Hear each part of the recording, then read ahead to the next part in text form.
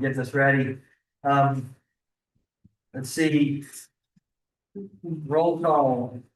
Ms. Porche, Here. Ms. Brown, Here. Ms. Helms, Present. Gasper, Here. Great. Ms. Watkins, Here. Ms. Crowley here, Ms. Timmons. Here. Ms. Krauser, Here. Mac, Here. there you go, Ms. Don. Here. All right, item number 3 on the program, if you follow along, is the invocation, and I've asked Pastor Lewis Porche to bless this meeting for us. I'd like to thank him for being here.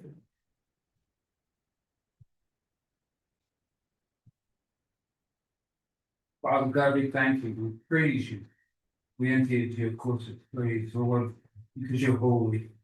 We recognize, Father God, that you own all things, you know all things. It is a privilege, Father, for us to be here, for me in particular, to bring the people before the presence.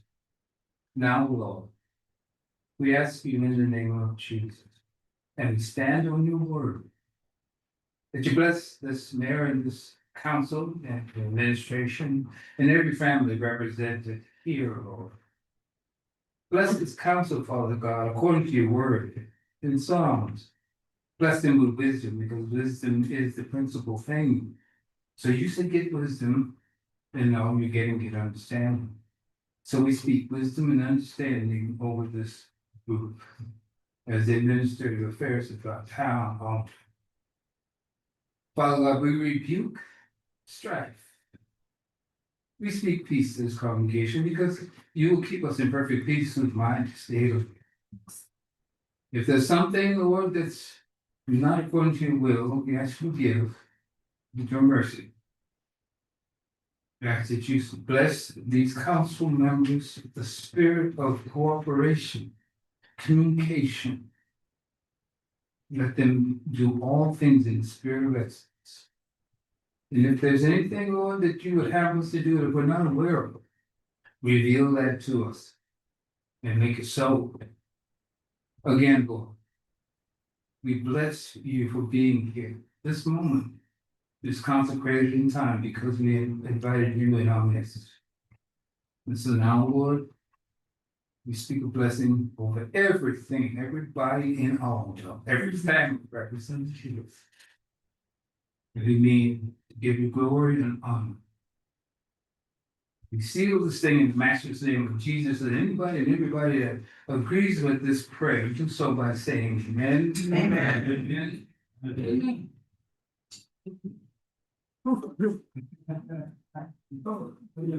I will move to the pledge of allegiance. I pledge allegiance to the flag. To the republic for which it stands, one nation, under God, indivisible, with liberty and justice for all. I believe Mr. Brown has the civility pledge. Yes, I pledge to build a stronger and more prosperous community by advocating for civil engagement, respecting others and their viewpoints, and finding solutions for the betterment of our town of Albany.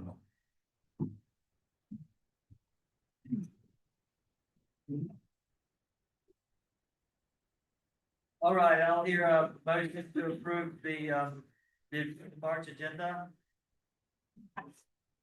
Do I hear a second? Second. Any discussion? Hearing none, I'll call for a vote. All in favor of approval of March agenda, say aye. Aye. All opposed, say nay. Wait, yeah, no discussion. Yeah. He does. Sorry. Oh, you want to discuss it? Yes. All right, let's go back, I'm sorry, I didn't see you. It's fine. It's great. So there.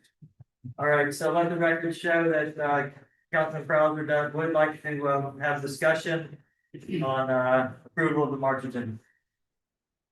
I've struggled with this thing. We got an agenda and then I think there was another agenda and not all the stuff that was on the agenda came with the agenda. And we got other stuff that trickled in, and when I spoke to you earlier, you've been out on the water conducting your business, you didn't even know we had received the supplement period. And I find that extremely problematic. We can't keep doing that. And I want the record to reflect that. It has to. We have to see changes in that regard. Because we can't run this town in that fashion. It's not working. Thank you for allowing me to have that discussion. It needs to change, and that needs to be reflected in the minutes of this record. And if we don't see a change, then we're gonna have to do something about it. Or any other discussion on approval of the agenda? I will say I could have received it sooner. Like I needed to have some minutes prior to, I don't think I got them to sort of like read them and reread them and reflect on it. So I hear the discussion. Any further discussion? All right, all in favor of approving the March agenda, say aye. All opposed, say no. Nay. Guys, ayes have it. Number 7, approval of the previous meeting minutes. I'll hear a motion on approval of previous meeting minutes. I would offer a motion to defer for the same reasons we've indicated. I've had a very busy day at work. I've not had time to these, as well as the financial statements. I'm not seeing December 5th. The December 5th ones are not in the agenda packet. We thought we would have them in the agenda packet. Good. So we've had a motion and a second. Let's have some discussion.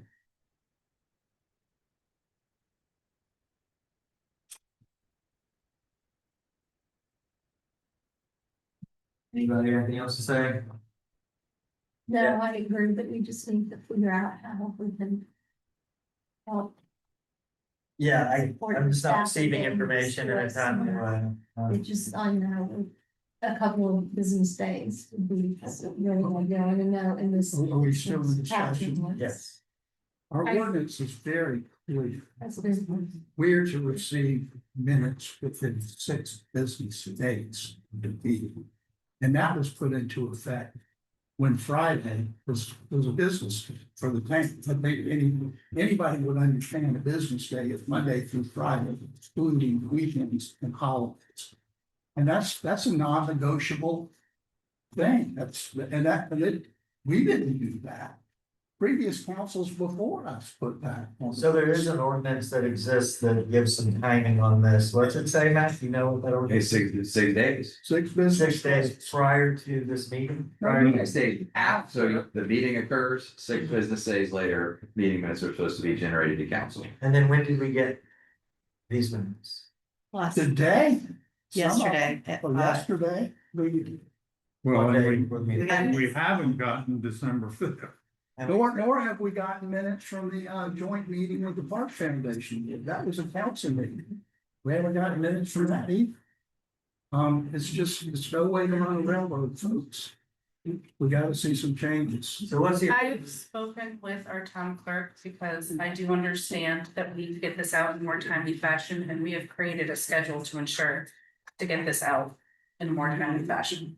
Oh, I think we need to start documenting it going forward. If it doesn't happen, then we take appropriate action. Yes. yeah, we don't get meetings, we don't get the opportunity to meet like this enough to not have the appropriate information from the meeting. You gotta have what, whatever the ordinance says. It sounds like it's 6 days after 2 days. There's only 11. Or business days. Unless we want to change it. Yeah, you certainly can change it, and I would say most municipalities, they get circulated a week or two before the council meeting. It's probably 6 days after a meeting is probably one of the more aggressive, Right. fast tracks. So maybe we can adjust it to 6 days before the next meeting. Yeah, that would give me some time. We can do whatever we want, but I'm just saying that's what it is, but we don't have the legal authority to just disregard it. That's correct. The ordinance is what. Like in this instance, however, this isn't a place to change that now. No, we put it can't. on an agenda. It actually involves an ordinance amendment.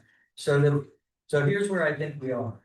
We can't vote to approve item 7, we've also had some, a conflicting vote on approval of the March agenda because we're not receiving the information on time. We received it the day before yesterday at the earliest, so the council doesn't have time to review it. And we have an existing ordinance that says it was supposed to come 3 weeks ago. Is that right? Correct, Potentially. All right, so the movement or the motion is to defer. correct. If I may clarify the motion, because you did add Councilwoman Helms to defer item 8 as well, Well, in the same motion. that's items 7 and 8, because I think we've got the financial statements today. And also, as Councilman Brown had mentioned, is we don't have December 5th Administrative Committee Ways and Means regular meeting minutes at all. Is that correct? Nor the special meeting with the Park Foundation. Nor the special meeting. Or the joint meeting. All right, so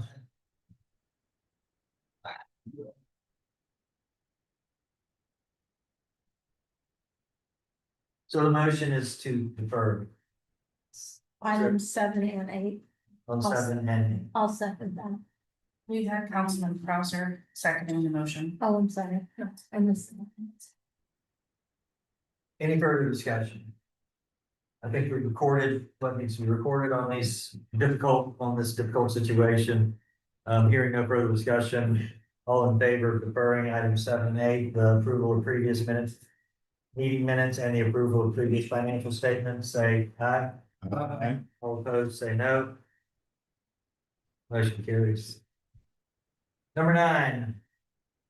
Charleston County, so we have a representative, Officer Hake from the Charleston County Sheriff's Office. I know, I didn't something here. So if you'll come on up the podium, right over there. I'm not gonna get moving.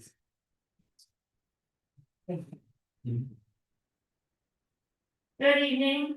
Lieutenant Sarah Hayes, Charleston County Sheriff's Office. Fortunately for y'all, I don't have any major incidents to report from February up until now, so that's good. The stats that Lieutenant Turner sent over to me are as follows. 20 911 hangups and open lines. I had 17 collisions in the Onondaga area. 2 admin calls, 9 agency assists, 14 alarm calls, only 1 animal call, that's good job guys.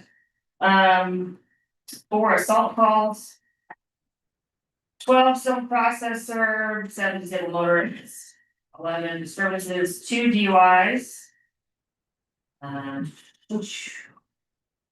2 missing vehicle calls, which I believe that both of those came from Winwood Farms. 417 patrol logs, so they're here, logging everything they can log. 10 suspicious activity calls, 95 traffic stops. 5 trespassings. 3 welfare checks. If anyone have comments, questions, concerns, anything you need from me? I feel wildly scared to be here, so I'm sorry. We're also wildly open. Welcome. Anybody have anything for Officer Hay? Hey, thank you for your service. Yes, sir. Please tell your team, and we appreciate y'all looking out for us. Thank you. All right, Hollandale McClellanville Fire Department. Evening. Good evening. Everyone. Mr. Mayor, Council, friends. I'm here to present the 2025 annual report briefing to council. Before I get started, I want to let everyone know that because we've had some questions. We've covered 365 square miles in the northern part of Charleston County. Our coverage area starts where the Gerald Sires is and goes all the way up to the Georgetown County line. There's 7 stations, and we cover this entire area with 46 employees. That's admin, full-time employees, as well as volunteer employees. This year in the year 2025, the Onondaga Fire District responded to 1,690 calls for service. We have seen an increase in the last, couple of years. In 2023, we had 1,507 calls. In 2024, we had 1,613 calls. And this year, right here, we had 1,698 calls. We've seen a 7.3% increase in call volume between 23 to 24 and a 5.27 percent increase in the year 2024 to 2025. 815 of those calls were rescue and EMS calls. That's about 48% of our call volume. We had 129 fires. We had 16 hazardous condition responses, no fires, which are gas leaks, electrical hazards, fuel spills. 78 special service calls, public service assist and community service response. We had 515 good intent calls, which are canceled en route, smoke scares, and controlled burn calls. 137 false calls and 1 severe weather incident. Like I said, nearly half of those calls, the EMS calls, and the rest of them, fall within that category. So our unit workload and deployment, our busiest engine is engine 904, which is in Cologne. And last year they ran 748 calls. This year right here, our second busiest unit is right off the Maxwell Road, and that's engine 902. And this is a change because this area used to fall right in the middle in percentage. Now, the Allendale community is now the second busiest in our community.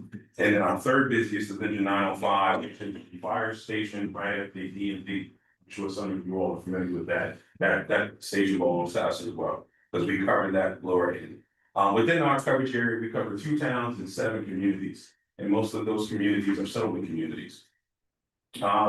So our performance matrix, our turnout times, which is the dispatch to wheels rolling, is 75 seconds. We are 5 seconds ahead of the national average of 80 seconds, which is a good thing. Our crews are turning out 5 seconds faster. Our total response time, however, and that's dispatch to on scene median is 9 minutes and 57 seconds. That's a minute and 57 seconds more than the average, simply because of the amount of coverage area that we respond to. Even though we have 7 stations, we do have 1 station that's slowed down, and that's station 3. And we are in our future plan is to build a station in the Baltimore area to help, control that particular area and cover that area. We're seeing an influx of calls on the Steve Creek and Halfway Creek Power Road. And so our district growth and development, residential construction certificates of occupancy from the county is 90 plus occupancy certificates. Commercial construction plan reviews is 3. In 2025, some of our growth areas that we saw a lot of movement on are Blue Jay Lane corridor, Jillian Way subdivision, Trailhead Lane, Reserve Lane, Seaway Road, and Highway 17 corridor. Some key accomplishments within our department. We've strengthened our mutual aid and automatic aid agreements with our neighbors in Berkeley County. We have an automatic aid agreement with Kingwood Fire Department as well as the North Berkeley Fire Department. And an automatic aid agreement means whenever they get a call, we get a call, they are automatically dispatched to come and assist us, so we're going to assist them. We've also enhanced our mutual aid agreements with Mount Pleasant and also Hollow Palms. Our folks have now been working towards getting into an auto aid agreement with Charleston County units. However, we don't meet the staffing requirements yet. Hopefully by next fiscal year, we will increase more staffing and provided that the county approves our budget. And then we will be able to start entertaining the idea of entering into a Charleston County auto aid agreement. We've also strengthened our relationship and built a new relationship and for training with the federal and state forestry agencies. Staffing enhancement, we added last year 3 firefighters to our staff. So now we have 3 firefighters on engine 905, that's in the lower district where the DMV is. And that truck is now second due to this area right here. So they respond to this area quite often. We have specialized teams now. We have a specialized response team, we call it the SRT team. They were created, and their expertise is search and rescue and also wildland firefighting. So normally, just like Lieutenant talked about, the missing children normally that's coming out of Windward Farms, our SRT team normally responds along with our on the floor staff. We are planning to expand into technical rescue and hazmat operations. Hazmat operations is a priority simply because of the amount of traffic that we have in between Myrtle Beach and Charleston. If you notice, there's an uptick in traffic. We talked about the speed as well. And so we see commercial vehicles that come through on a daily basis and we don't know where they're carrying. And so being that we have a major port here in Charleston, it's important for us to entertain the idea of looking into a hazmat team. We do have some hazmat specialists on our team. That's a part of our Charleston County Weapons and Mass Destruction team, but we need a localized, specialized hazmat team here in our district. Our training hours in 2025, we had company training, which means the companies go out and train. They had 426 hours. Officer training, all of our officers are required to train as well. We had 290 hours. Facility training, which means they go down to Maxwell Road, right behind Station 2. At our training facility, they had 252 hours. Medical training, we had 740 hours, including onboarding of new EMTs and with Charleston County EMS. Driver's training, we had 94 hours, and recruit training, we had 840 hours. Mutual aid training, we had 2 hours, specialized operation training, we had 183 hours, totaling up to 2,927 minutes. So your employees, the people that you pay for, they're out there training on a daily basis to make sure that they can serve you well. Also, some of our strategic outlook right now, we are hoping this year coming in to maintain the rapid turnout performance. You know, we want to make sure that we reduce that number from dispatch to call, and also continue our 5-second, maybe even improve that greater response turnout time. Updating pre-plans, incident pre-plans, and developing in the developing corridors. Monitoring unit workload distribution, which means we are now seeing an increase in call volume where station 2 here in Maxwell Road gets a call, and 30 seconds later they get another call. And so the workload is outworking our staff.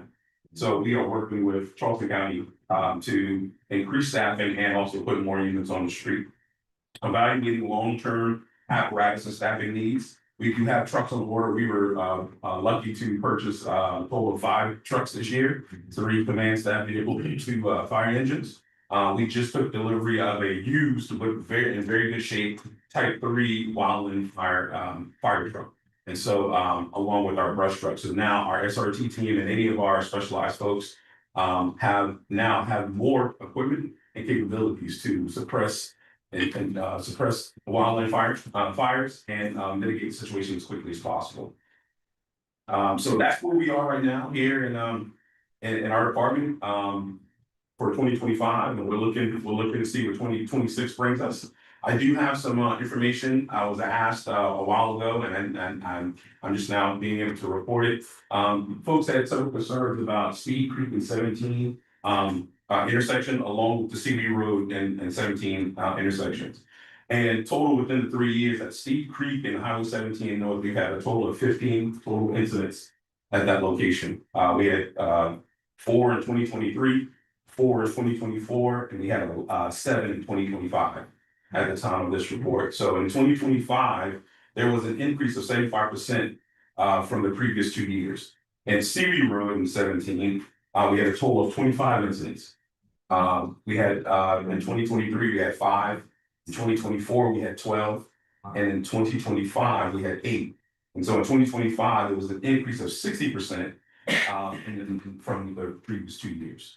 So we are seeing an uptick in traffic. And I will ask that everyone be careful. And if you need us, we're here. And we will support you in any way possible. But does anyone have any questions? Chief Guest, thank you for your report. Thanks for everything you do for our community. I commend you on that, like the response time. Did Thank you. better than average. Yes, sir. A plus plus. I do wonder sometimes, and I've looked into it before, the average response time. Mhm. Is there anything, and I understand that it's a little higher than we'd like for it to be. And is there anything we can do as a municipal body to work with organizations to help you get what you need? As of right now, no, sir. You know, that's really all on us, you know, it just takes, you know, repetition and practice and time, you know, to make sure that we are, you know, I would love for everyone to practice safety, so we won't have to respond. Yes, you help us by doing that. But other than that, yes, sir, it's really a lot. So, and I'm very proud of my staff. They work very hard to improve on a daily basis. We are blessed to have all of our staff members. And we are hoping to add on. We were blessed to add on 2 additional positions this year. We pulled a captain from the floor and put him inside fire inspection. So we now have a fire marshal in the area. And also we just hired our special operations coordinator. And he's our program coordinator. He's here with me, only Bishop. And of course, she knows him. He helped work on our very first Hurricane Expo, which of course he will, you know, work with both towns in the near future to coordinate that initiative as well. Very good. As always, staff and equipment. I didn't mean to say anything detrimental about the staff. I just don't know if there's anything we can do to help you out. Thank you. We appreciate that. Thank you. Thank you all.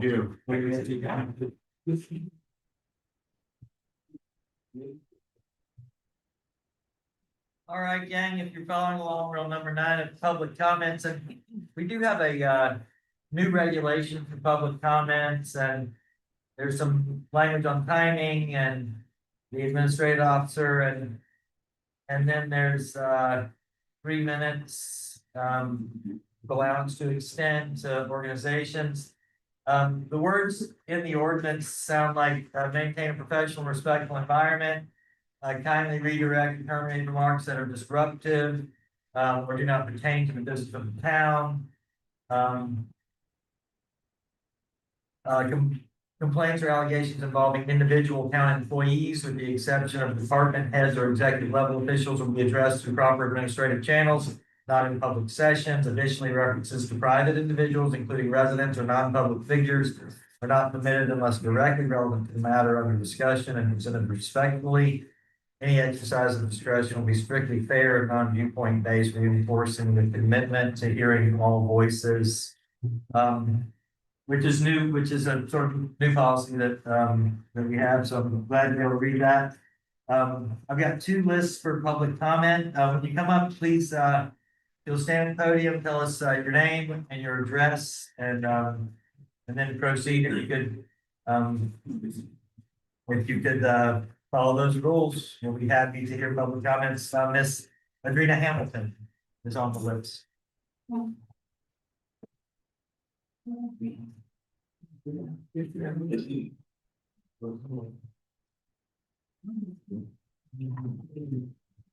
Good evening, my name is Adrena Hamilton, and I am here speaking on behalf of my mother, Lily Mae Hamilton, who resides at 6343 Maxwell Road. My mother and I began seeking assistance from the town of Arundel in November 2025, with the hope of receiving help to repair her home. This matter began with the town's inspection and determination that the home was beyond repair. During our meeting on November 20th, we were informed the damages were too severe and the home would likely need to be demolished. At the meeting, we were instructed by town officials to obtain an estimate for demolition and submitted it. We followed those instructions and provided the estimate as requested. In reliance on that direction, I also ordered a pod storage unit that was delivered to her property so we could begin removing her belongings in preparation for demolition. After taking those steps, I reached out to the mayor, the town administrator, and the housing clerk to move the process forward and to obtain guidance on next steps. While I received an initial response, communication then ceased. Follow-up with inquiries were met with delays or no response. After months of documented emails, 8 of which were unanswered, repeated follow-ups, I was finally informed that the county development block grant funds cannot be used for the demolition of my mother's home. If that restriction existed from the beginning, why were we instructed to obtain a demolition estimate? Why were we not informed of this limitation in November? Before we incurred the expenses and began preparing the property based on the town's instruction. Additionally, I submitted an application and an intake form on December 18, 2025. With the understanding that it would be forwarded to the assistance program. I have since personally contacted Palmetto Community Action Partnership and the United States Department of Agriculture. Neither organization has any record of receiving my mother's application or intake form. And might I add, the intake form is for weatherization, which we didn't need. This is deeply concerning. If the town accepted the application in December, where is it? Why were these agencies never provided the documentation? This situation originated with the town's determination that the home was beyond repair. We relied on the direction provided. We acted promptly and in good faith. Yet today we are left without resolution, without clear communication, and without the assistance we were led to believe was in progress.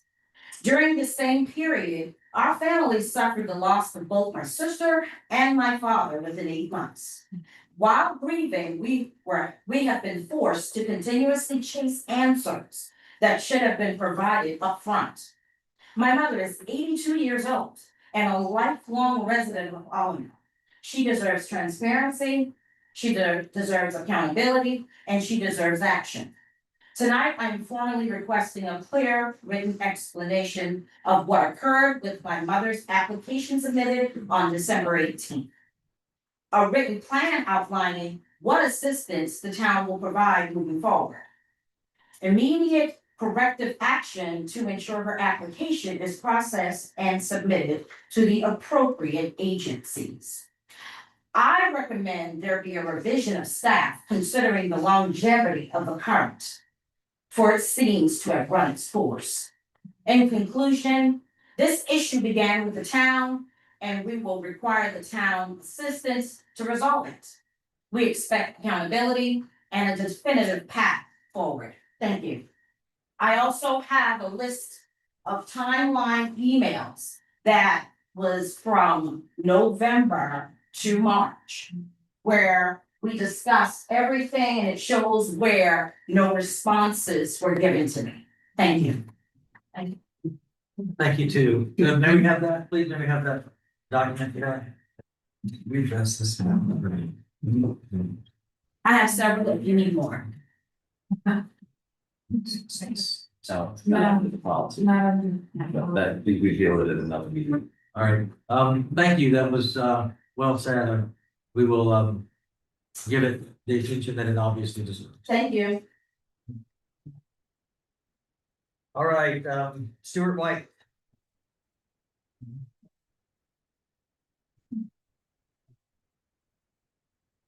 Good evening, everybody. Good evening, Mayor and members of the council. My name is Stuart White. I reside at 6238 Maxville Road. I'm speaking tonight as both a husband and a concerned residents. I want to be straightforward with you. This is not going to be comfortable for anybody that's in here, but we try to get through these things as we can. So I'm gonna get right into it. I want to be straightforward with you. Local government works best when the staff feels respected and supported. When that breaks down, it doesn't just stay inside the town hall. It affects the morale. It affects the morale of the people inside the building, and it affects the morale of the people on the outside of the building. As a husband, I've seen stress come home firsthand. I like everybody on the council to consider that I see a person come home every day who's been beat down by a job. And if you got a loved one that is beat down by a job every single day, that puts pressure on you. And the pressure is coming from the actual office. And it shouldn't be like that. People shouldn't have to work in toxic environments. And the environment may not be toxic. I don't work here, so I don't know. So I'm a third party looking in. I can't say what goes on, but I come up here every day and I talk with just more than one person. And there's more than one person. It's a person sitting right there. I don't see some of the other people that work there, but they all seem to be pretty much on edge sometimes. So I would like the council as a collective group to try to come up with a better way or come up with something. Y'all don't even have an HR. Y'all don't have an HR. Who's the HR? You the HR. There should be some guidelines. You know, should be some guidelines for HR or how to do things, how to have things set up. Come up with that as a council and come up with ways to do better and be better. Because we stood up here in the beginning, we had men preach, but pray over everybody in here. We all supposed to be Christians. We all supposed to love each other. We all stay in the same community. We supposed to get along and we supposed to do better for each other. But if we can't do better for 7 people that work in this building who try to do better for everybody in the community, about 1,500 people, if we can't do that, then what is the leadership? Because y'all are the leadership. And if we can't rely on y'all, then what do we do? Thank you. Thank you, Mr. White.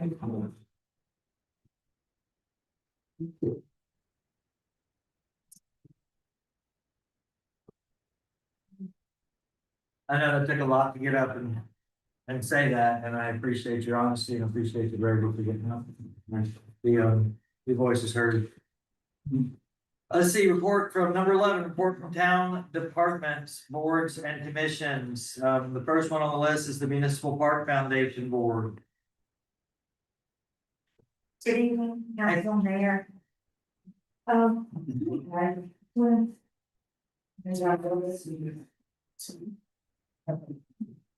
the park board's been busy. We have 3 items for you tonight.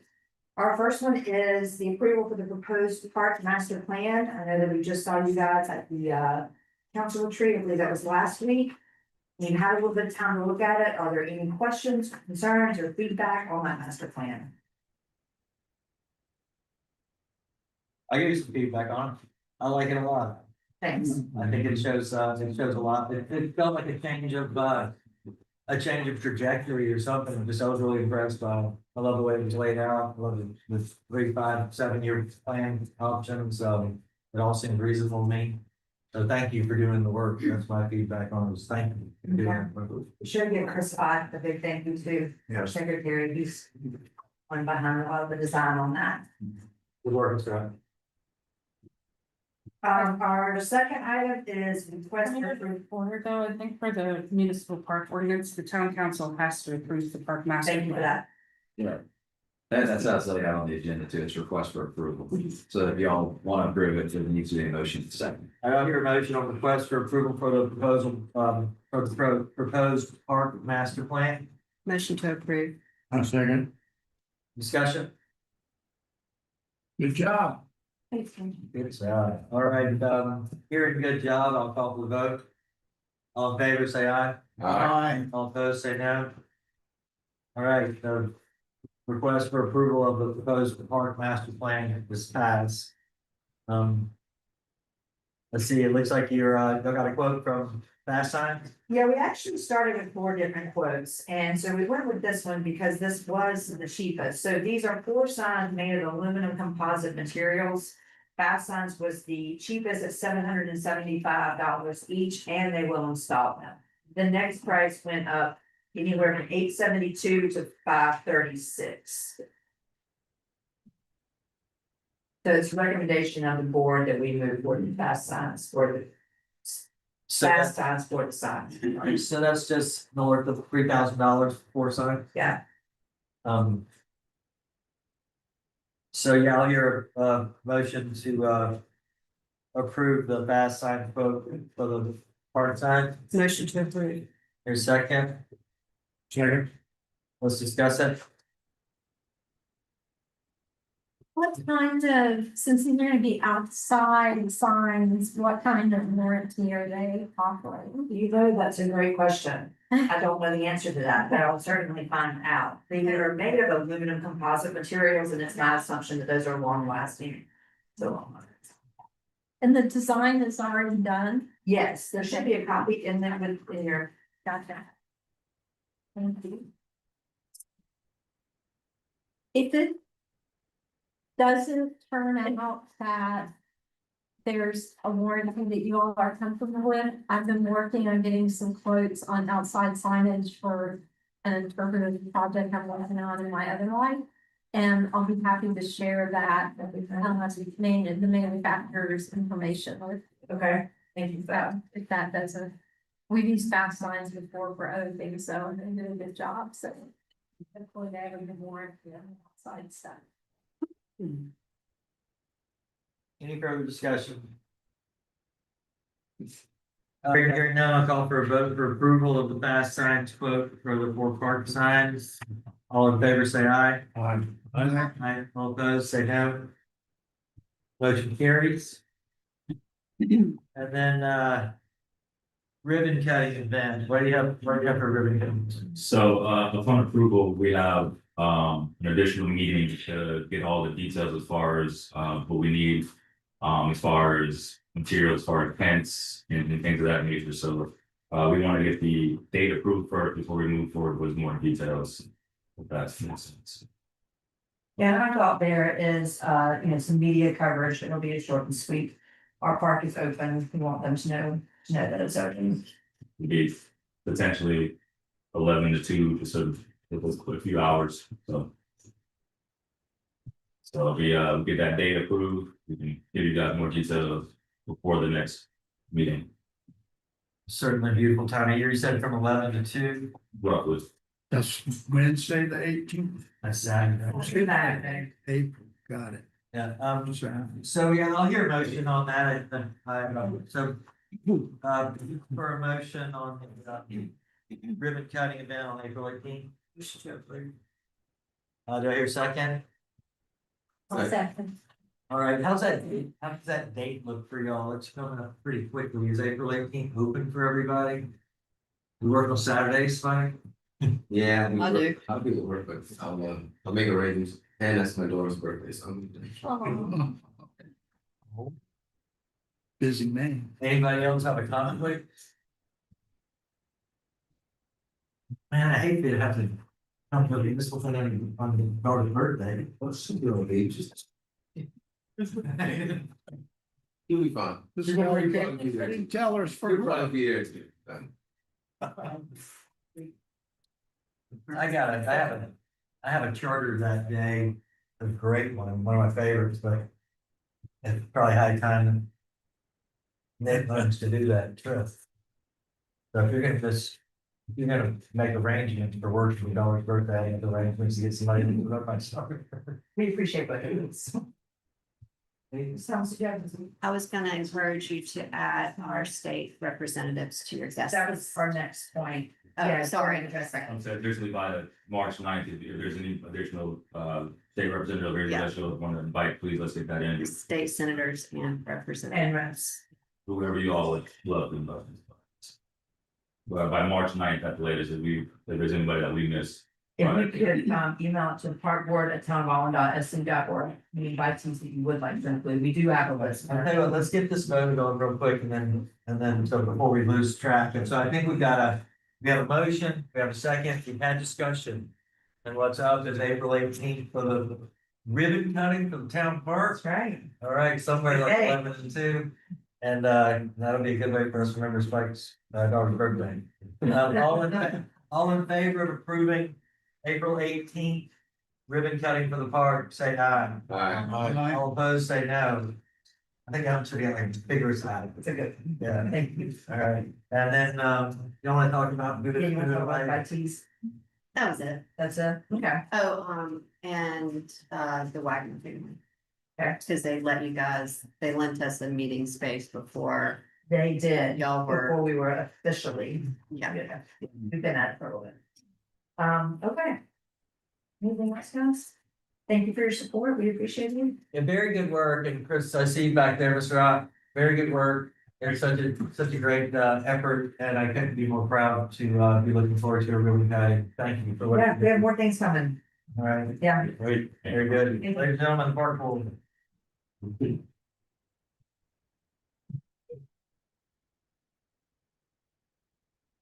All right, we're on number 11, item B, housing. This is, we'll have an update on Charleston County monitoring of fiscal year 2022 Community Block Development Grant, CDBG.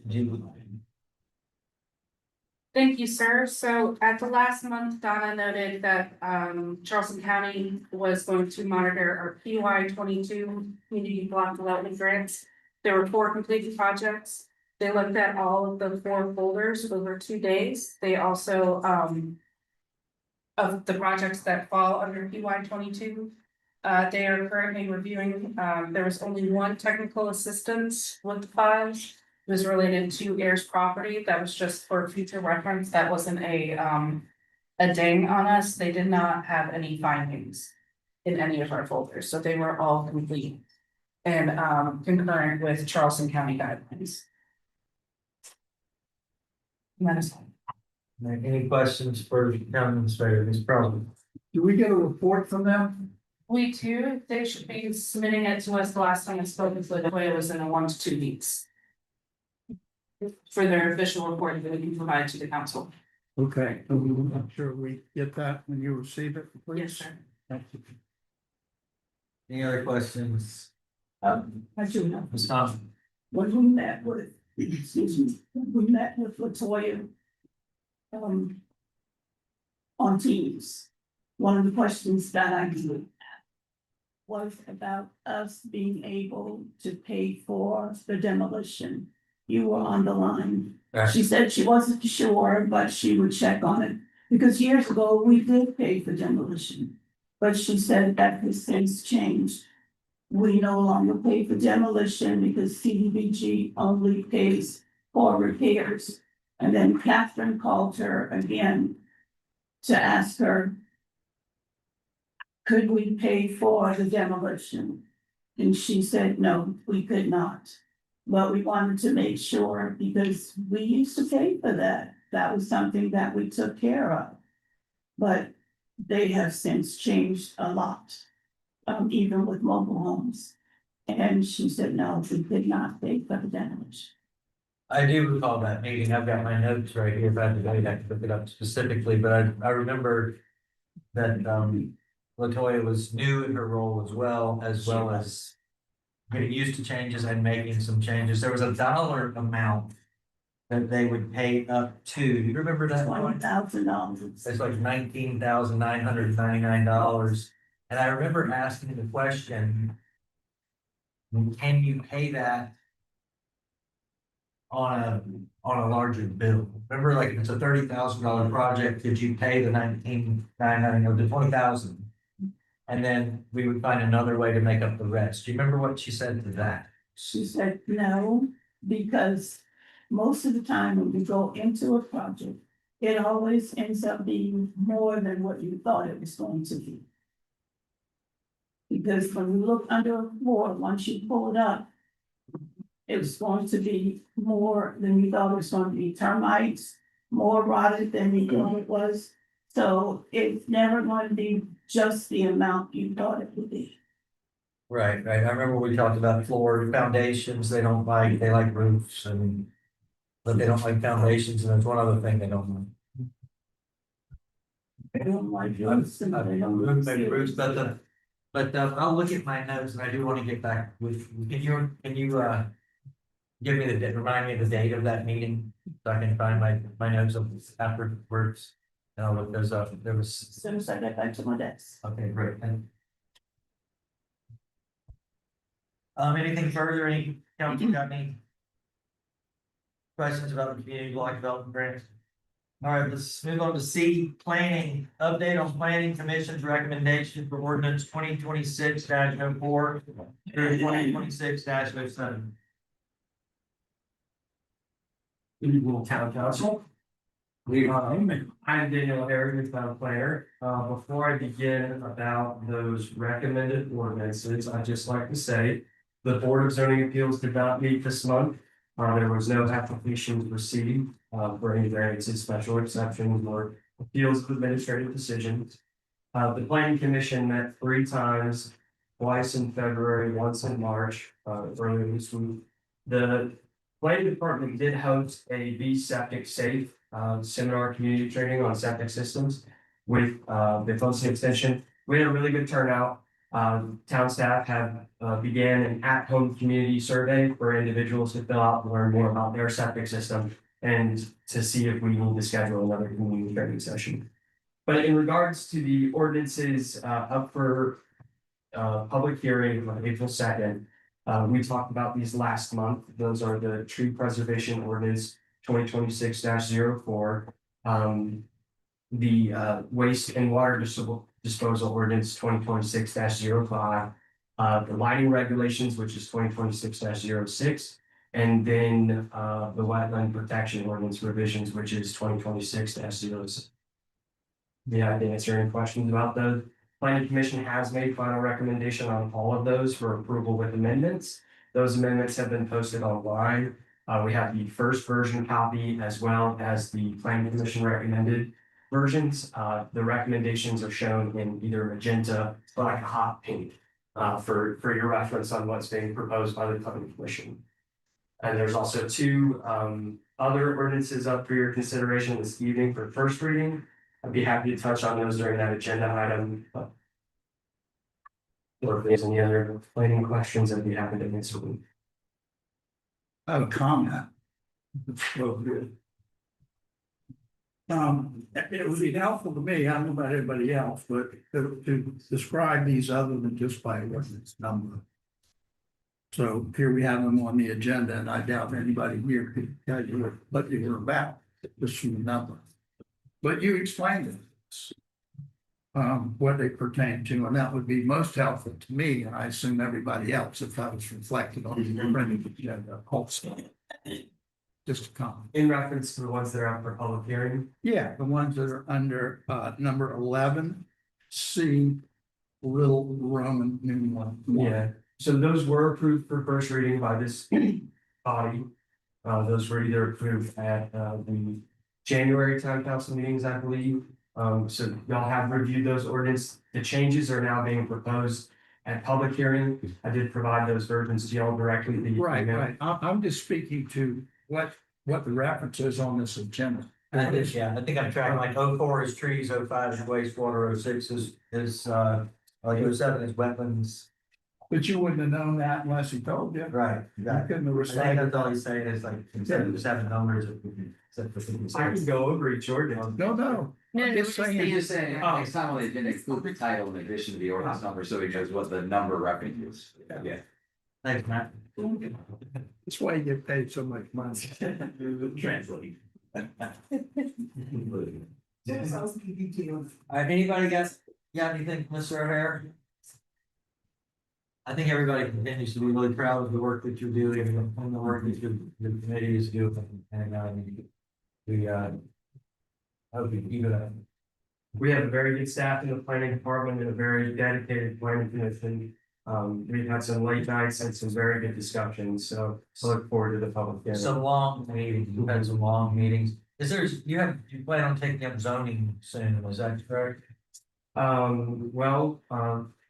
So we've made zoning code amendments to this, but the full zoning code, if town council would like to take up action on that, there's a few different lingering community items that should be addressed as far as the zoning code goes. Whether it's the zoning code, subdivision standards, or rezoning, there's a few efforts that town council should think about taking on this year. Very good. All right. Well, thank you for looking after us. Appreciate it. Thank you. All right, we have a water report. Yes, we do. Our water consultant is also here. For other discussions that we've been having over at the water department, I did task our water consultant to draft an system productions capability. And then also an update to his 2023, since he has been here through December 31st, 2025. All of the updates to the improvements to the water system, in addition to recommended capital improvements. This is the first time that the council is seeing this. I would potentially recommend to see this if you want to go more in depth at a administrative committee meeting. When we go more in depth into the departments, but we wanted to just show all of the hard work that our water consultant has put into this. And their recommendations as we build into the budget as well. For some of the capital improvements and. So Ms. Alderon, the water man will give us more at the budget, but the plan. He can give us more at the budget retreat. If you have any very specific questions that you would like to ask him, he is present there as well. I know he's put a lot of work into this. I'm happy to receive it and review it. I haven't really had a chance to look, to be honest. Anybody got anything on this item? Thank you, Ron. Thank you. Still there it is. Yes. Thanks, Ron.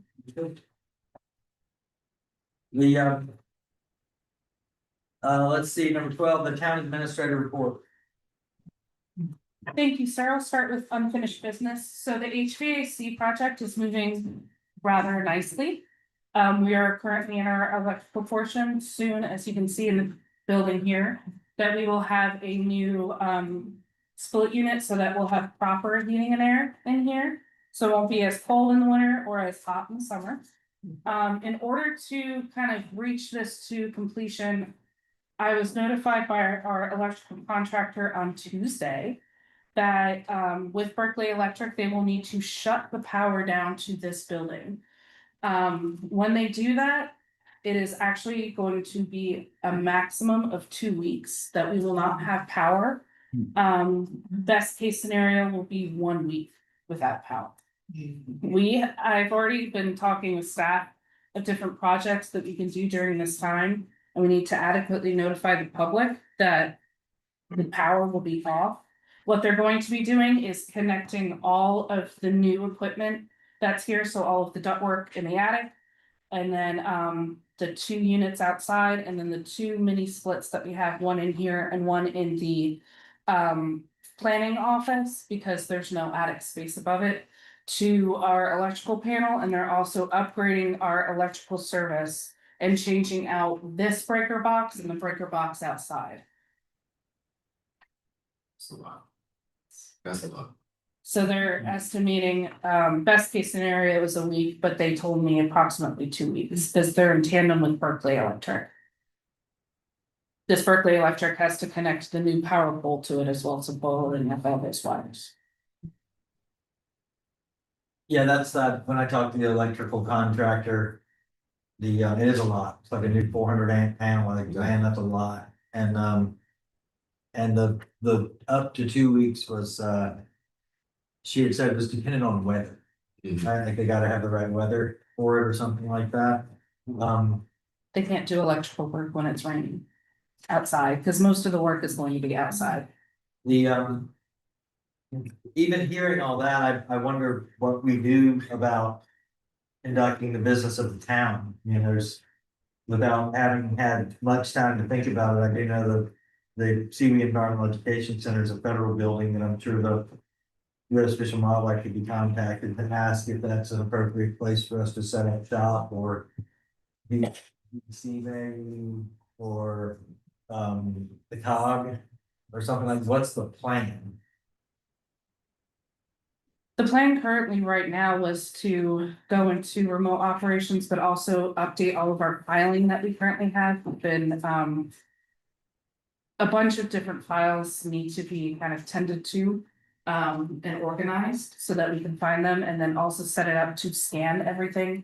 So all of our meeting ordinances, meeting minutes, agendas, compiling all of that information. We also can have 2 employees that can answer the phones during this time as well with town cell phones. And we can also clean up any outstanding miscellaneous items and also still be available, like if we need to meet people here. We can still be kind of in and out. We just wouldn't have the capability to answer the main line or print anything while we're here, because we can still have cell phone capability and internet capability. How do you have internet without power? You can have a mobile hotspot in a phone. But everybody would have to have their own hotspot. Well, when calls be forwarded from the town main number to another phone, that's the one thing that would concern me is just being able to regularly monitor phone calls. We can ensure that that is being done. And the plumbing also. Is there anything unsafe about being in the building when it doesn't have power to it? I wouldn't think it's appropriate to occupy a building with no power. I have some questions and some concerns. If everybody else is. Go for it. When did we find out about this? Tuesday. And we had no inkling whatsoever that the town hall was going to be shut down for any length of period for this work prior to Tuesday. Prior to that, it was estimated for 3 days, and that was the best estimate when I was originally discussing it, and then Tuesday I So was. what happened is changed. And when? With When I talked to the guy, I think his name is Bert, maybe, the called like a fit person. But he told me 3 days when we were talking about boring the new big line. When was that? It was months ago now, like whenever I was picking up on it. Well, I'm a little bit concerned that a contractor that can come to us on a Tuesday and tell us our town hall has to get shut down for 2 weeks, starting the following Monday. That doesn't sit right with me somehow. And can we have some quiet in here, please? And there's no contingency plan. Can that be explained to me a little better? I mean, I don't understand. I don't see how you can occupy a building with no power. And I'm concerned for two aspects. One, obviously, is our service for the public, that they have no knowledge of this. I guess it'll go out on an internet thing or something tomorrow, because we're closed tomorrow. And then the town hall building shuts down on Monday and won't be back open for another 2 weeks. How is the public going to interact with the town during that time? And what I'm hearing doesn't sound like a very good plan to me.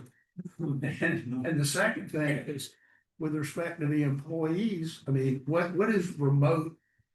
Explain that a little bit more to me. If they can be working from home? Yes. Okay. Well, that's a concern to me too.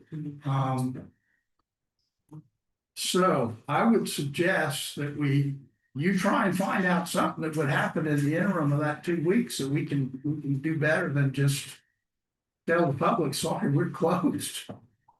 And, I get that too, like I don't know that, like the Sabbath, that's the name of the electrical contractor. Can tell us that we're closed on Monday. I think we can tell them that no, we're not. yeah, absolutely. And that we need more time to prepare to be closed, right? Yes, It makes sense to me that we can. it's the tail wagging the dog. We could say that there's not enough notice, for us to be closed. So you have to give us more time to prepare, to come up with a plan, and you can't close us on Monday, but we haven't had time to notify the public. Like if we don't work on Friday, Saturday, Sunday, we're not open on Monday, we just haven't had time to prepare for this, right? It could go to like generator power or something like that. That's what I'm Yeah, I believe we bought a generator for this well, didn't we? It's Ron gone. No, we don't have an emergency generator. I thought we appropriated the money to buy two. I think that we have to have a current audit before we can generate, we get the help with them, something like that. But anyway, if we have a generator, I don't know, mine. I have one in the house I can bring up here. Yeah, the word is that we have a generator. We have a generator? That's what Max got. I'm pretty sure Ron mentioned that today in the meeting, Dan. That's what he said. Yeah. Well, I would suggest that this be more carefully considered. And we need to come up with a better plan than what we have right now. Yeah. I'll be happy to call the contact that I've been talking with, the like contractor, tell him that. I don't know, if that's, I mean, I don't know what that, keep me in track, keep me. In line here, Mac, I'm not trying to make an ordinance or anything. I'm just saying I'll call the contractor and say Monday's not enough time for us to prepare to continue to do the people's work. And so no, we can't have it on Monday, we need time to prepare. So let's schedule another time. I think you can do that. It'd probably be best if council, somebody on council made a motion to authorize you to contact the contractor to delay the closure or something like that along those lines. So moved. Second. I'll entertain a motion to be authorized to, contact the contractor to ask to delay the closing. Again, so moved. Yeah, you're right. And report back so that we can have something to consider to come up with a plan that we can approve. Rather than just winking. I understand the assignment. Any other discussion? Could we also amend, let's be really. I think we should also authorize you to reach out to our community partners to see, can we borrow some office space? Or I would like Berkeley Electric, like you mentioned. Just some other, because we are going to have to close. I mean, we know that. Even if for we this- put it off, it's still. Even if we put it off, and so we still aren't coming up with a great contingency plan other than delaying it. But we also need to come up with a way for staff to still be able to support the public as needed. Let's get this one out of the way. Let's vote on this one and then discuss. Is that the way to do it? All right, so all in favor of having me call all in favor of the motion on the table, say aye. Aye. All opposed? Motion carries.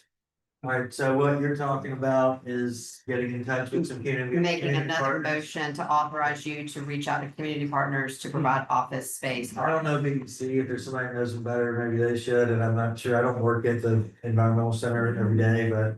I can reach out to BEC.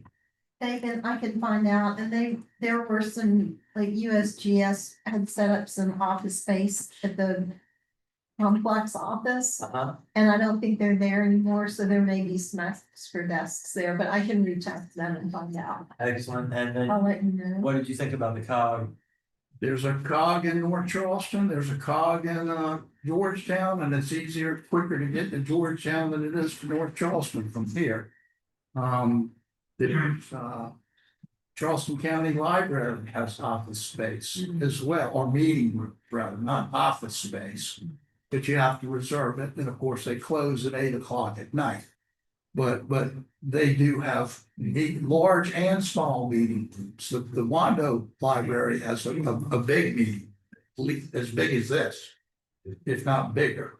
Right. But they close at 8 o'clock. We closed at 5, so. Yes, sir. I just texted Seaweed Bay Baptist Church. And I also texted a friend of mine who's in the equipment rental business to find out feasibility of a generator to A run. generator big enough. I'll talk to the electrician about what we would need to keep our building online, what size generator, that kind of thing. So can we do this without making an ordinance or making a motion and just say, hey, you guys get in touch with some people, we'll see if we can find where to put it, or do we need a motion and a I vote? think that's fine, and then ultimately, y'all may have to have a special call meeting to approve location, plan, who's gonna be doing what, et cetera. All right, I'll report to everybody tomorrow what the staff contact has to say about, oh, no, we don't. And then operation, oh, no, we don't. And you guys look into your basic contacts to see what we just discussed, all right? All right, that was a big one. All right, we are just over an hour in. So let's see, we're all the way down to status update on the fiscal year. Don't that mean FY? Yeah. That's in June 30th, 2024. 2024 autumn. Originally, back in January, I reported that we would have the audit completed by today for the council to be presented to it. We ran into some unanticipated delays with the cold closure of town hall with my personal family matters and with the auditor's personal family matters. It just naturally got delayed. And we are working hard to get this in front of the council for the April meeting. Thanks for that. I'm glad it's not delayed for, I'm glad it's, I'm glad it isn't delayed for audit reasons, for like audit problem reasons, but it's just delayed for timing on weather and family matters. All right, anybody got some comments on the status update on the 2024 audit? All right, on the new business, proposed ordinance to repeal and replace chapter 34, finance and revenue. So this ordinance, I've been working on for quite some time based off of other audits. This would be a repeal and replacement of chapter 34, our finance and revenue. It would set forth more checks and balances. It would also, it's more detailed with the method of expenditures, different thresholds for what you can and cannot pay, changes to our signatures required as well. Different forms of payment. It has gone through our legal department with the finance guru. This is the first time that it is quite a lengthy ordinance. And I didn't want to automatically send it to the Ways and Means Committee, but I would suggest that to kind of go through step by step each specific process. Sending it to that for review before first reading. If there are any amendments and changes to that ordinance. And those are me. That's us. And that ordinance starts on page 49 and ends on page 69 of your council packets. So it's a quite lengthy ordinance. And a lot of this like sets for the framework for the procurement process and everything else, but this is like filled with policy decisions for council to decide on like. What's the minimum or what's the maximum amount that can be spent without going to approvals, et cetera. So a lot of that stuff, it's not a one size fits all. You can tweak it, modify it how you see fit, like a lot of the monetary amounts and numbers and things like that. It also sets forth an investment policy, so if the town wanted to invest its funds, how you would go forth and do that. Can we go ahead and set a meeting for Ways and Means, or should I just to do this? Is that appropriate, Matt, for us to go ahead and set a meeting for Ways and Means? It's fine. We have a place to do it. Well, as you mentioned, we have the library, we have. Rodney, what's your schedule? Rodney? All right, Y'all can do a slide too if you want to. Yeah. Okay, just tell me what your work schedule is. They can set a All right, thanks very much. So we. So the Ways and Means Committee will get back to you on possible dates. Heard, that's why I was tracking on that. I'm gonna try to rock us along here. If you guys are, if I'm moving too fast, stop me. Consideration of improvements to the town hall parking lot, request for quotes. So as you drive into the town hall parking lot for a while now, there is that big divot. And we've received a lot of complaints and a lot of concerns for the way that our parking lot looks. So I would like to ask the council's authorization to move forward to obtain quotes to bring back to y'all to improve our parking lot, fix it. To do what? To improve our parking lot and fix it, mainly to bring in more new gravel to fix all of the divots and ruts that are currently out there.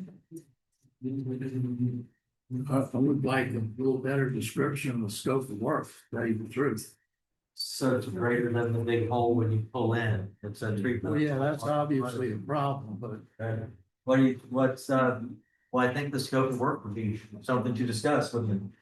Like instead, like we could get a truckload of crush and run or something that packs good and put it in the hole and move on down the road, or we could do something more comprehensive and deal with the surface of the entire parking lot. I guess those would be the pendulum of it.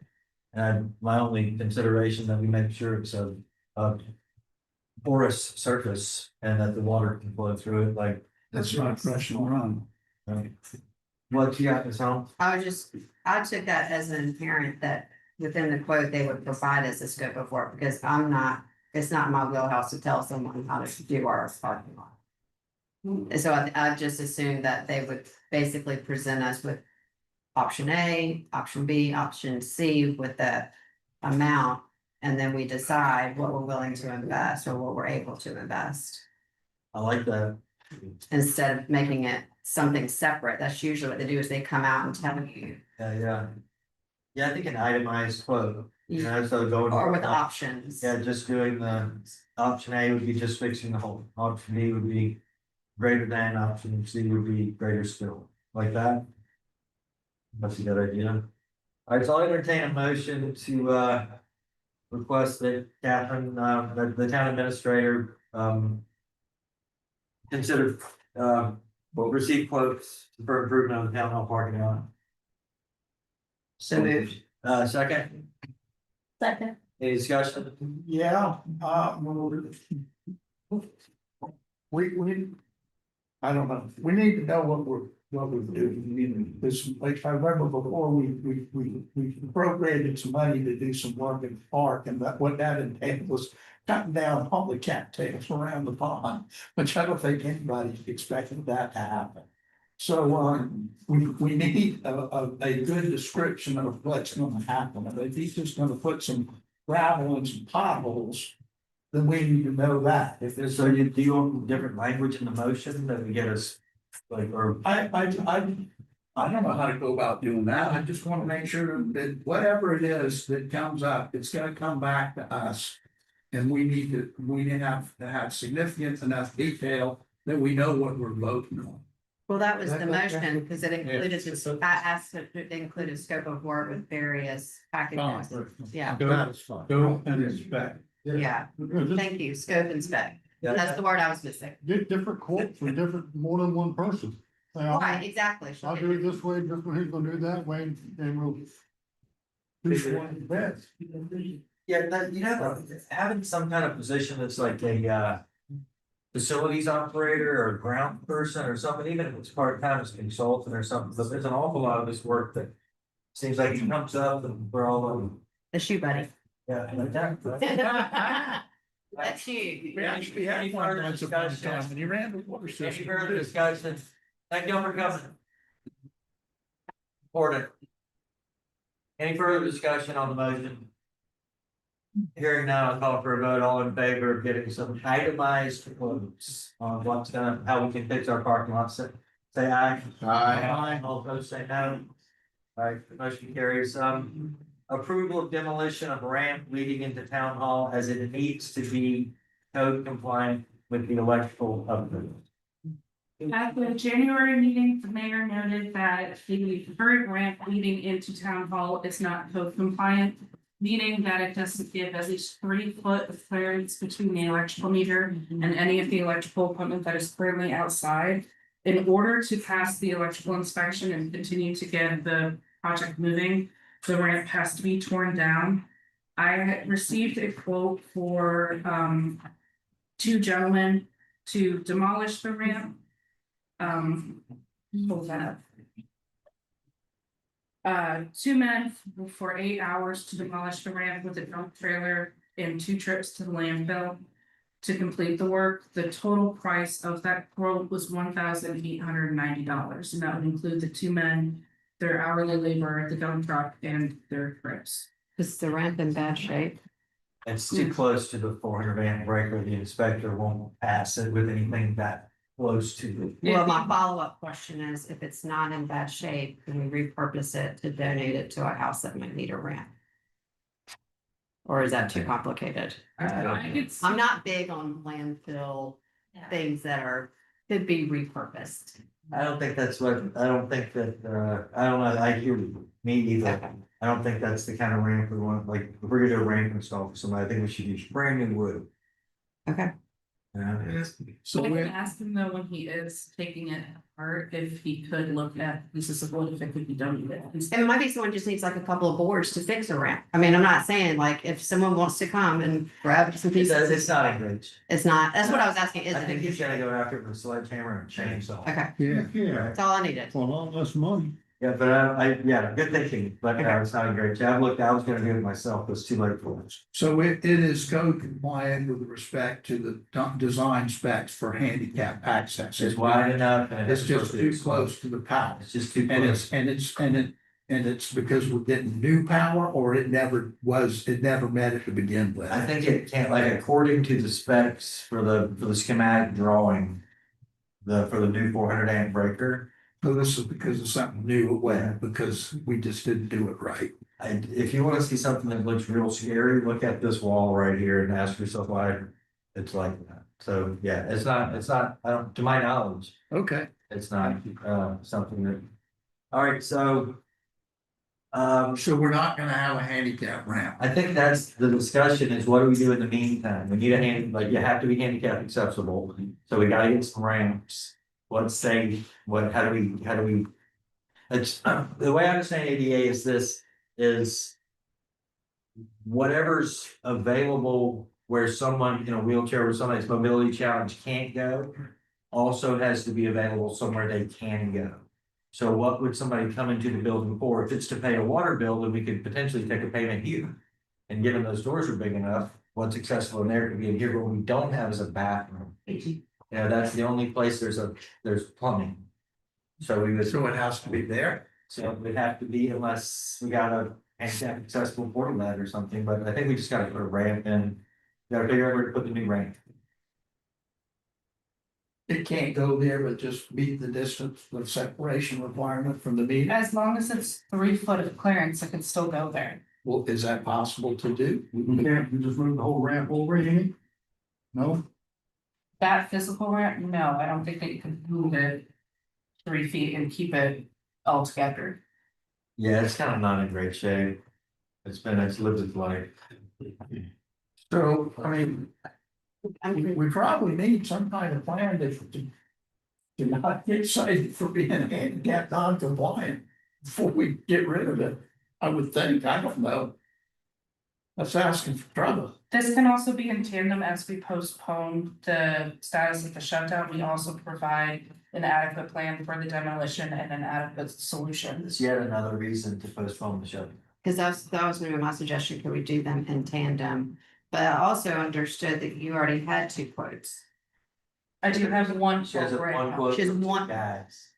One quote for 2 gentlemen to be able to demo the ramp. Oh, they're working together. I They're working misunderstood. together. So Okay. it's 2 gentlemen working together Okay, to take I down the ramp, misunderstood. bringing it down, because we don't have them here. So is that the only quote we're able to get, or because of a certain financial threshold, we only need to just get the 1 quote? For the current financial policy, I believe that's only the 1 quote, but I can get more quotes if we wanted to see if, hey. While you take down the ramp, can you provide something else adequately to have ADA compliance into the building? No, that wasn't my question. That's a Do we good need quote. That's a to, good- do we need to RFP it out? I guess what I'm asking, do we need? No, we don't have Okay. to RFP it out. And you feel It's just- comfortable with this Yes. duo? Does that seem like a good price? 1,800. Not bad. I didn't think about it either. I was Yeah, disposal. yeah, and they take it away. And so the motion is to approve that quote now, I don't know, my only question about the approved quote is like, are these guys like insured? licensed and insured. Or is that required, whatever, is there an ordinance on what's required there? I don't know. To do business with the town. Like if they come over here with a chainsaw and start cutting up the ramp and they cut themselves. Think you want that insurance. Yeah, So the workers' attorney- comp. I can check. With the attorney that went to make sure. But barring that, if they do meet the qualifications of being licensed and insured. Is the motion to approve the quote? That's what I'm still trying to clarify. And move forward and try to schedule it for when town I hall think is the closed. motion needs to be, I'll propose an amendment to the motion that they have proper insurance. I don't think that there was, I'm sorry to interrupt, I don't think that there was a motion on the floor to approve. I thought there was. I don't know, another, Well, it's a ghost motion. Can I make a motion? Will you make a motion in Okay. insurance? I would like to make a motion for the demolition of the ramp leading into town hall so that we can be code compliant. But to also verify that the proposal from the party is licensed and insured. And also, can we schedule the timing of it to be in tandem when town hall is closed, so we don't have any concerns of being dinged? The only thing missing on that, and also motion is that, and also. We need to install a new ramp. We have to remain ADA compliant. Well, Right. that was like, that the work be done while town hall is closed in tandem with the electrical people. Oh, yes, you're right. Yes. Okay, so we got, that's on us then to make sure. Make sure those two projects coincide. Get a new ramp Yes, while we're closed. yes. All right. Do I hear a second to the end also motion? I'll second the motion. Any With the discussion? understanding that both will happen in tandem. And but is the motion, the folks that will do the demo work and build the new ramp are licensed and insured. Yes. All parties that are gonna touch the ramp should be licensed. All in favor? All opposed? Motion carries. Mayor. Could I just add something? A generator is an option. The rental company, I forget the name of it, they have bright shiny green trucks. Driving all over town, has a generator that. Could probably work. Seawee Bay Baptist is certainly willing to try to figure out if their use of their church is an option. Thank you, Bill Evans. Can I say something about the generator deal? Yes, sir. I know you're saying about generator, we can get a generator and everything, anybody can do that. Well, how are you gonna use this generator? You can't just take that generator and plug it into this meter base out here. If you do that, you're gonna feed power right back through to this cold breaker box here. And somebody will get electric. No, you have to properly wire. Extension cords that go in close, and the best way I've always done it. If you run it through the breaker box, that meter can go. Like you plug your refrigerator into an extension cord. Yeah, you plug so the we're gonna- extension cord into the generator, but nobody's gonna try to run the generator through a breaker. You can't do that. Nobody said this one. I didn't say the word I said, but you can't do that. I promise. You're gonna get a feedback. That sounds dangerous. Not to complicate this anymore, but have we thought about, like, we have a pump, right, that supplies water? That's a different Power supply, okay, perfect, thank you. All right, gang, I'm gonna push ahead. All right. We are, hour and a half, almost hour and a half in there. Thanks for hanging out. Nobody can stand it. Council reports, I think Councilman Browser's on the list for a schedule administrative committee meeting. Yeah, that's my surprise. But anyways, I guess the important thing is, can we even, do we have a space to do it? You know, and I don't know, and then what are the dates or the times, but I'd like to at least speak to my thoughts on doing this. I was trying to think of how we could move things forward. There are kind of three big things we need to look at. The planning aspect of what's going on, which would be translating the comprehensive plan recommendations to the zoning code and establishing an official zoning map, because it doesn't appear the town even has one. And also the land development regulations too. And also housing and also the water system. But planning seems top of mind, as Mr. Brown likes to say. And what I thought about that, and this would be for council consideration at whatever administrative committee meeting we name, of which this is on the agenda, would do something very similar to what happened with the steering committee for the comprehensive plan. And for y'all that were here, you know about it. For not, you can look at it, and see, there were 3 council members on the steering committee. There was one guy from the BZA, one guy from the planning commission, and some lay citizens. And it would be similar to that, but I would like to keep it smaller and more nimble, probably 5 people. The new one, they were doing 2 from the planning commission, 1 or 2 from council, and 1 or 2 lay citizens. And if everybody likes it, then we could do that and just, have meetings where we don't have to get all 7 people together. A quorum of 5 is only 3 people. And this would just be to make recommendations that would then come back to the full council for their consideration. But it would take a sort of a deeper dive into it. And at least that aspect of it, of translating what's recommended in the comprehensive plan to the zoning ordinance shouldn't really be that difficult. So that's just my thoughts of having these administrative committee meetings. But I don't know about when, or wait at this point. Yeah, the whole closure thing kind of puts us all in limbo, doesn't it? We need some information on that before we even plan. What we're gonna do next, if we don't have the ability to do it. I think so, but I mean, at least it's out there for y'all's thoughts and consideration. I guess we bring it back when we find out if we can even find a place to meet within the next 2 weeks. Well, it's important, so let's not let it. Yeah, it's a shame. Things just seem like they just keep getting put off and put off and put off.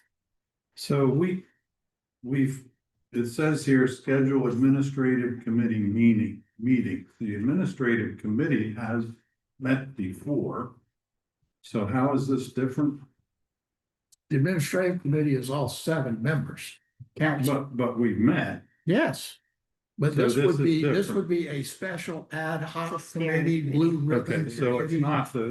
Steering committee. Steering No, committee. it would be council would appoint a special committee, which our ordinance allows, of limited purpose, for a limited duration. Yeah. And the first one, the purpose would be to translate the comprehensive plan land use recommendations, future land use recommendations into the zoning code. Okay. And that would be a recommendation to come back to council. Of course, it has to go through the other process too, which involves a planning commission review and recommendation, a public hearing with proper notice, and 2 readings of council. In order to establish the thing, and then once the recommendation is made, that process unfolds too. Correct? And The it's job for that committee is gonna be subject to Floyd, even if it's not elected official. yes, absolutely. And I think, I'm not sure if it's legal or not, please look into that, but that's what the town did for the steering committee for the comp plan. No, it's totally legal. Yeah. Okay, so council. Now, when you go to. Council members and planning commission members and lay citizens can all be on a special committee at the same time. Right. But it should be authorized by council. Right. And they're public meetings. They have these hours and, Then, once they ultimately make recommendations, then it will, you'll have to go through the normal, whether it's a zoning ordinance or land development regulations, planning commission recommendations, readings of council, public hearing, et cetera. everything that applies. Yeah. I love that idea. I'd like to add to it that we include in that group some outside expertise in land use planning that can help us with some of the issues we know we're gonna need to talk about. For instance, the heirs preservation group may be very helpful in That's- figuring out That's supplement. not what this endeavor Spell. is gonna be about. But that is something that could be done later. But this one would That's just, part of making of the zoning though. well, no, it would just be translating the comprehensive plan land use recommendations into the zoning code Right. that's there now. So for what the community conservation, future land use recommendation would then be that in the zoning code. And the density of lot sizes, the development standards would just go into the zoning code. And that's that. We don't even have a zoning map, right? We need one. Right. That is much more detailed and, you know, time consuming, thought provoking and depth. This is just like, take it from here, put it there. Take it from here, put it there. Boom, done, cross that off the list, go to the next one. That's what I have in mind. But I'm just one person, one vote. If y'all don't agree, then it won't happen. Are you volunteering? Absolutely. Good to know. I think there's more that needs to be considered than just here to here and how that's done. Well, I can be But I'm reflected with in you your vote. 100% on everything but that. I can be reflected in your vote. I think the steering committee could establish that, couldn't they?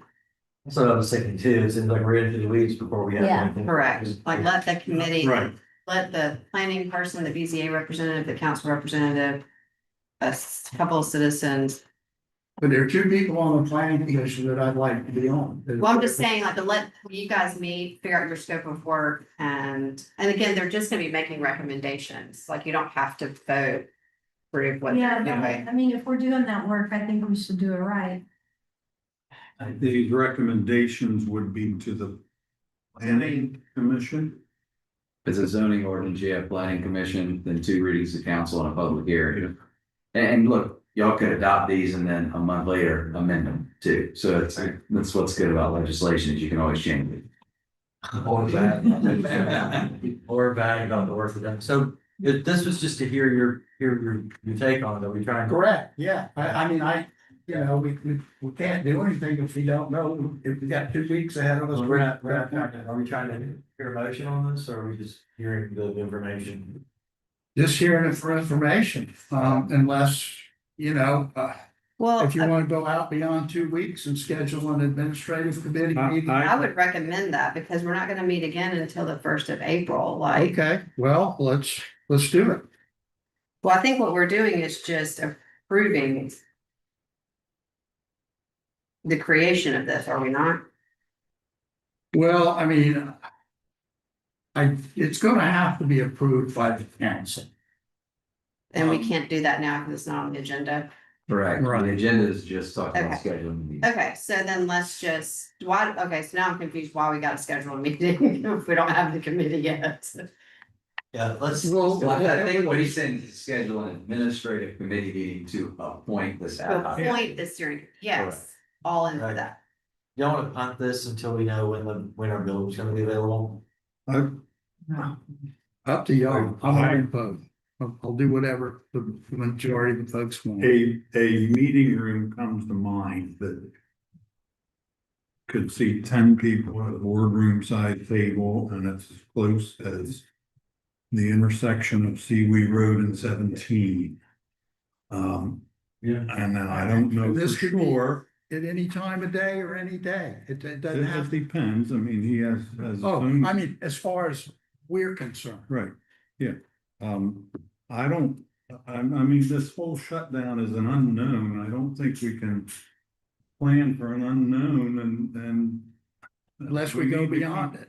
We need to keep going about the business of the town. Yeah. But we don't even know. If we talk to the contractor and said, "Hey, no, we're not shutting this town hall down on Monday," then when is it gonna happen?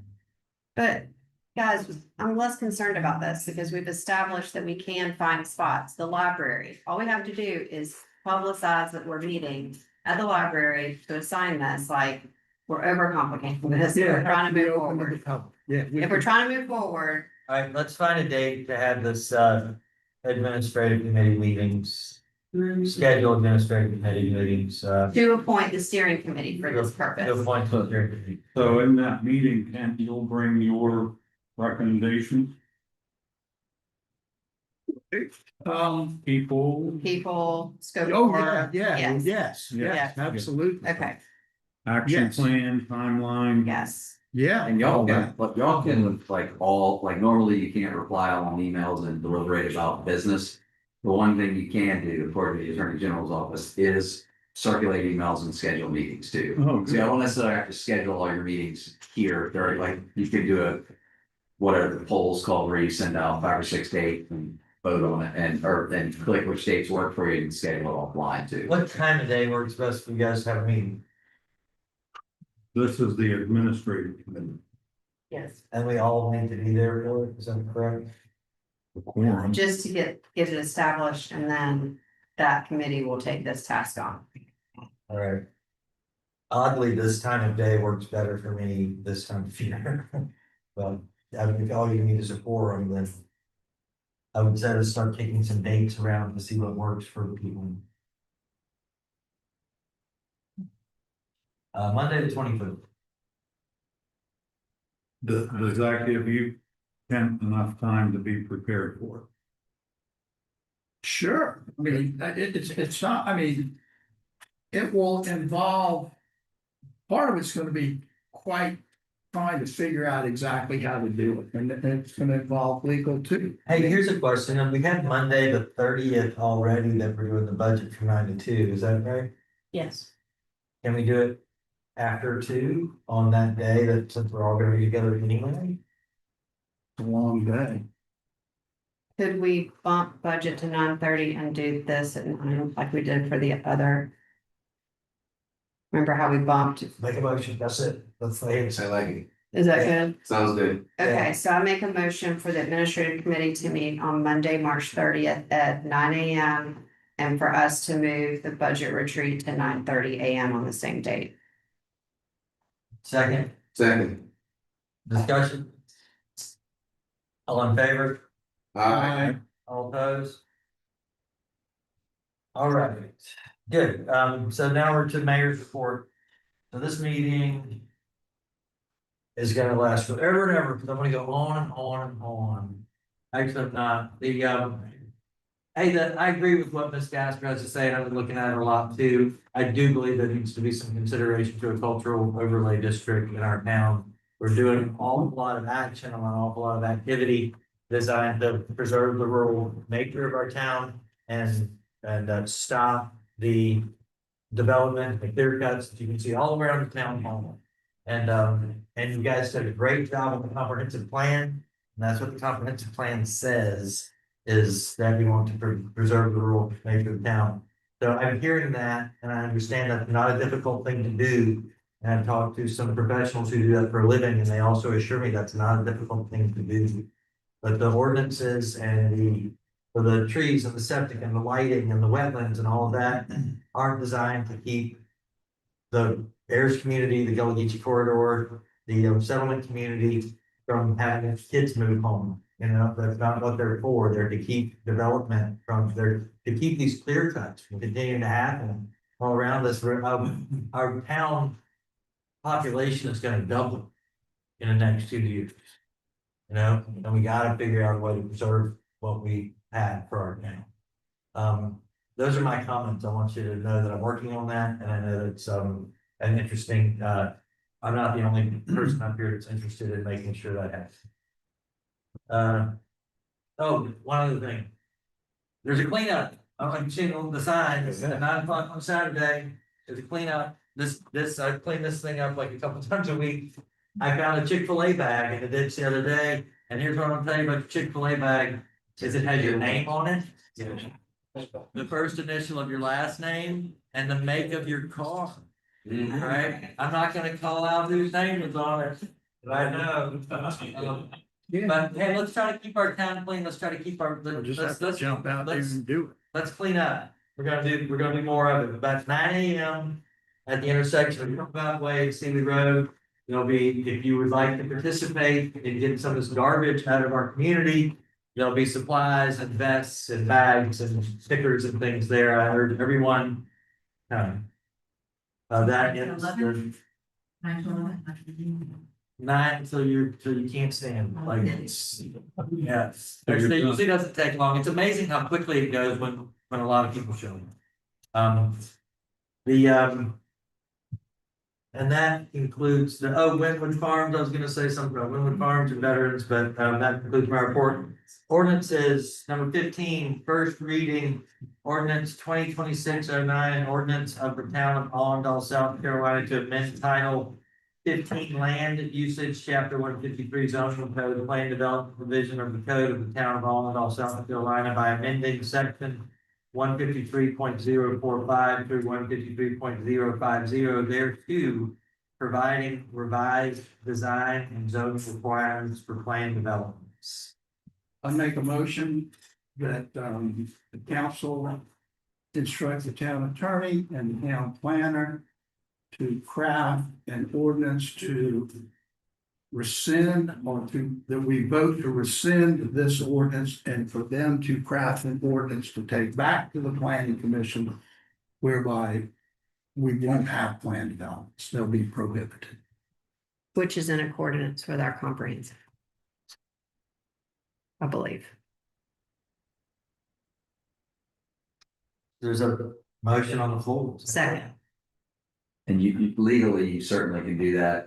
State law allows for you to have planned development districts. You don't have to have them. The town that the captain just came from, Seabrook, does not have one. They're adding it back now. And so we certainly can do that. Any sections that reference PD, just eliminate it. And just so everybody understands, the planned development district is like customized zoning that requires mixed use. So typically it's commercial and residential.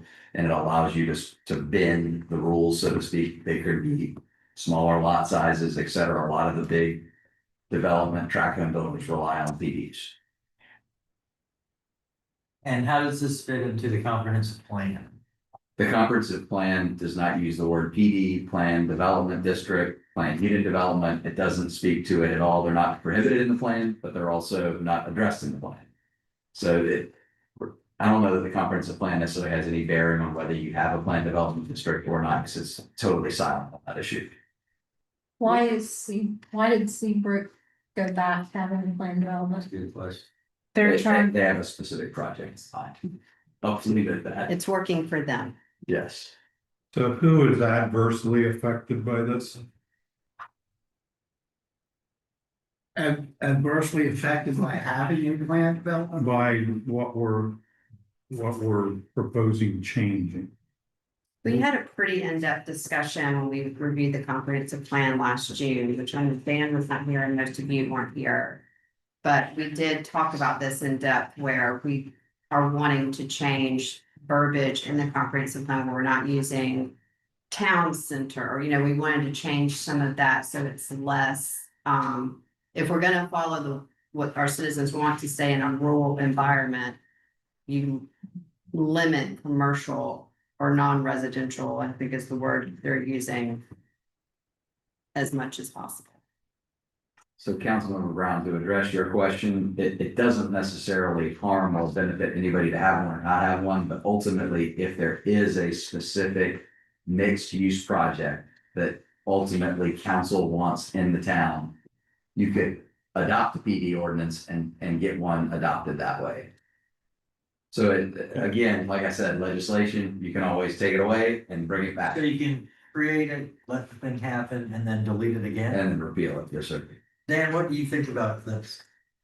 The proposed revisions by the planning commission would, look at refining our current planning development regulations, emphasizing the need for mixed use.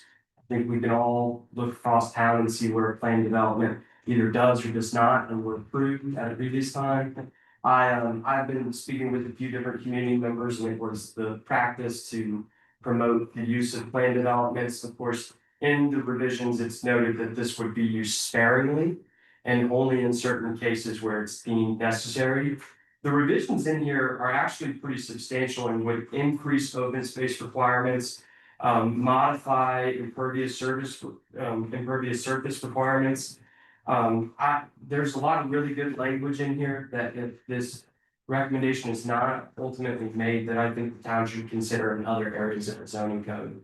I think the revisions would strengthen our ability to require planned development to meet some of the things that are outlined in our comprehensive plan. like requiring additional accesses for some of these developments. Improving open space, making sure accordance with our tree preservation ordinance. But, I think these revisions have been well thought out. I do hear the sentiments about not wanting to use planned developments, as Zach pointed out, town council can always deny planned development if it does come. It is an amendment to the zoning code. We do not have to be required to issue these. Can you read the motion? Does somebody have a motion? The motion on the floor from Councilman Kraus was to rescind this ordinance and also task the town planner and the town attorney to strike the planning development ordinance and bring it back to the planning commission for further recommendation. Is that correct? Councilman Kraus? Yeah, I think it was to deny approval of first reading of this ordinance and to instruct the town attorney and the planner to craft a new ordinance that would disallow. Yeah, repeal basically. Repeal the PD provisions in the current code. Thank you. Donna, do you have that? How does that, if you do that, which if, as somebody that's opposed to unsustainable development, it seems logical to me that that would be something we do. How does that affect your work and your board and so forth? Is that? Well, presently under the moratorium, rezonings are restricted, so, any new planned developments which this repeal would affect, the town could not, take under review or rezoning of a planned development unless there was a later amendment to re-include that in our code as an allowable use district. So right now, it wouldn't affect much since we're under the moratorium. However, in the future, let's say there is a concept plan that gets presented to the town. And that plan, could incorporate different features. We could always revisit that later. It's one of those things where if we have it, great. If we don't, it, won't really affect our business. Here you go. Can I say something? Yeah, that's. So I have the same concern that I think you do. And with the plan developments, they're usually used to usurp zoning. And they're usually used to usurp the zoning, to develop. Sorry. Thank y'all for coming. To I develop. know it takes a long time. Develop at a higher density. I don't wanna put ourselves in a position where we end up with something worse if we have a. And again, I'm not a fan of PDs, but it's hard to know without knowing like. What's on the table, what's coming down the pipeline, whether or not this is the right thing to do. I mean, that's what I struggle with, and again, overall, I've never. Seen a planned development that didn't do anything but increase density, but what if we have one that?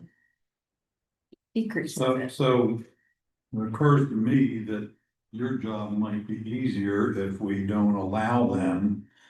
And then along comes a potential exception to the rule, and we address that. Instead of, well, we do allow them and then have them to determine, no, we can't, but we're not gonna allow yours. Yeah, I think the other thing to consider is, through time, I think, plan developments. Either weren't done to the standard that this body thinks, in the future, a different body may consider something else. And if we have stricter requirements and parameters for those moving forward. That would be a larger discussion instead of this body repealing it, a later body. Creating similar requirements to what we have now and seeing a similar overdevelopment or mismanaged development. So it is something to consider. The planning commission, I think, like I mentioned, the language that's being proposed should definitely be saved for later amendments to our code. I agree. I think it's nice and strict and requires certain things, like if you're gonna do one, you gotta do it this way. Anybody else have any questions? What I'd posture, if we save this, we close discussion, call for a vote on the motion. This can also be addressed by the committee that Kent is That's proposing. What I was gonna say, that maybe we should address this and what the needs are once we get into the zoning and see With the experts. where exactly with the experts and see where we are. Let's do that too, but first, let's just like strike. It's just like strike it down. I don't know, I guess we can vote on there's a motion on the floor, it's been seconded. Any further discussion? I'll attempt to do what I probably shouldn't have had and shut up, don't say anything else, but. It's not a rural zoning technique. And I don't think anybody at this table can point to a planned development project that has been adopted in this town that benefits the town. As you said, it's basically utilized to get around otherwise legitimate regulations. And I agree completely. We need a lot of work on certain things, but what we don't want to do, in my opinion, is deal with them on a ad hoc, case by case basis. The things about the architectural design, site planning design, materials for commercial access, all of that, all residential stuff, all of that can be accomplished through conventional zoning. There is nothing that this technique offers that cannot be accomplished otherwise. And as they've said, and Matt, I think he agrees with me. The state law says a plan development ordinance is an amendment to your zoning code. So you're putting something in your zoning code that does not exist. If someone comes along, that is something that is like, wow, we would want to approve that, we could. Where you would run into trouble is if you get what they call arbitrary and capricious, you treat people differently without a rational reason. Then you get sued and then you lose. But it could happen. Well, that's the way it goes. And you have my vote. But if you do it the right way, you're fine. Let's save the language, save the work, there's some good work here, we have something to reference. We can strike it as the motion would indicate. And have the board look at it, have the meeting look at it. Any further discussion? I read the motion one more time if somebody got it. I think the motion is to vote, it's to not approve the ordinance as proposed, and he's instructing town attorney and the planner to draft an ordinance repealing the planned development district of the zoning code and any references to it, the zoning code. That capsulizes it. All in favor, say aye. Aye. All opposed? Motion carried unanimously. Ordinance 2026-10, an ordinance of the town of Allendale, South Carolina to amend title 15 land uses, chapter 153, zoning code, general provisions of the code of the town of Allendale, South Carolina, by amending section 153.009 definitions, adopting a new section 153.051 vested rights, along with new sections 152.052 through 153.060, thereto providing for vested rights, ordinance, and procedure. This looks like vested rights are being moved from something like 4 to 7 to 20 years to a maximum of 4 years. Is that what's happening? So under the state law, site-specific development plan was guaranteed 2 years. And then entity must issue 5 one-year annual extensions after that. What this ordinance would do is it would bring a full procedure under the town's code on how we interpret vested rights, and it would allow the 2-year vested period as prescribed by law and 2 additional 1-year extensions. So it would be a full vested period of 4 years. Well, we know this is legal because they tried it somewhere else and it worked. It has been tried elsewhere. All right. So we're changing from 5 to 2 1-year requests. Is that the big one? Yes, so guaranteed 5 1-year annual extensions under the state provisions currently, which we are under. This would change us to the 2-year vesting period and the additional 2 1-year annual extensions. Just want to make sure I clarify that. Further We need a motion on the floor, so. Yeah, Motion to approve. second, Second. discussion, Yeah, I have one comment really. And our current code under section 10.03, paragraph B, it references that first reading comes by title only. And without discussion, without amendment. And it is referred to a committee unless there is unanimous agreement without debate to dispense with the committee recommendation. We haven't really been following that with everything that's come before us.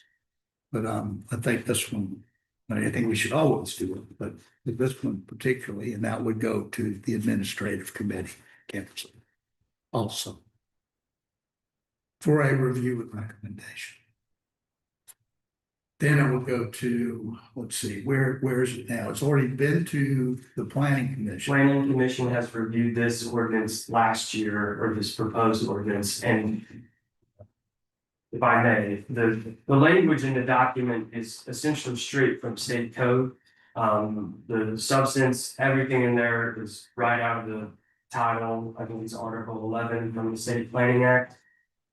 So all that information is already provided under state law. The modification is to those legal extensions, but Planning Commission has approved, vetted this document, and me and Mac have reviewed it. It's for your recommendation.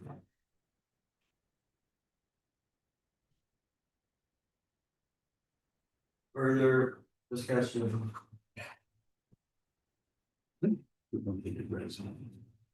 If Councilmember Kraus is right, is if one council member doesn't want it just read by title only, then it automatically gets referred to administrative committee and this body can't vote to approve it at first reading. and that's what's happening. Is that what you're doing? No, I think it can be approved at first reading. It's just that unless there's a dispensation with a committee reference, it goes there. next. Okay. So is there anything to stop you from calling a vote? No.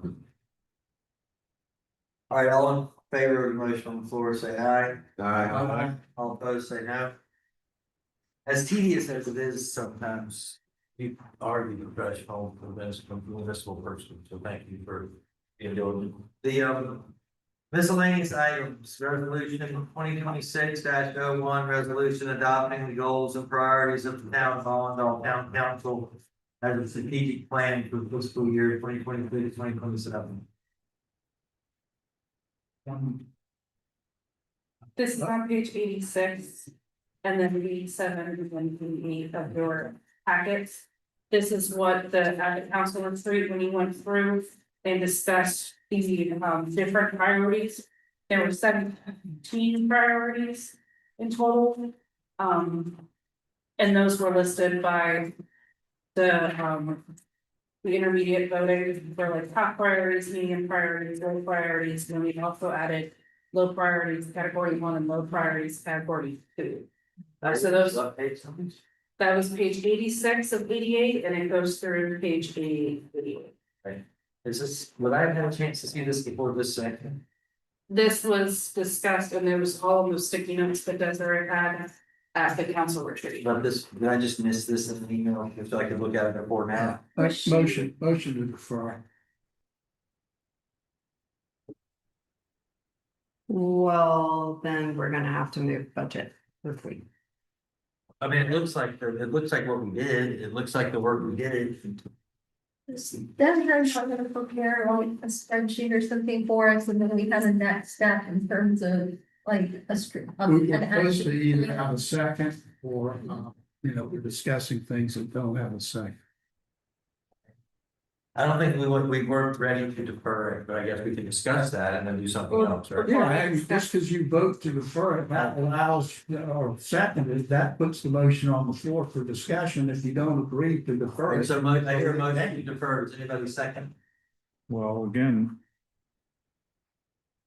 Just so we can talk about it. I'll second for the sake of discussion. All right, let's proceed with discussing. I have discussion. you're right, it just came to us, first I've seen it. We don't even have any minutes from that meeting to discuss. I can't recall everything it said. I participated, I remember it. Probably should have taken pictures of those things stuck on the wall with my camera so I can go back and look at it. But I don't know what this is. And besides, it's a resolution. It will be passed by a voice vote of council. There's not a second reading or anything like that to it. The form is, in my opinion, insufficient. This thing here doesn't even have a title. I mean, it should have a title saying that it's Exhibit A to Resolution 2026-01. And I am a straightforward fan of my new show with a proper outline form with the title, a Roman numeral 1, A, B, and C, and other. Page 66. What's that? Go page, huh? 86. Oh, sorry, go one page. You're looking at page 87. Can you tell me what that document is? From looking at it? But look one page before, I think that's what you're asking. Is it not, Catherine? Like that? For the title for exhibit A, because it did have the titles, and when I didn't see it. when I was providing- A resolution adopting the goals and priorities of the town of Allendale Town Council as a strategic plan for fiscal year 2026-2027.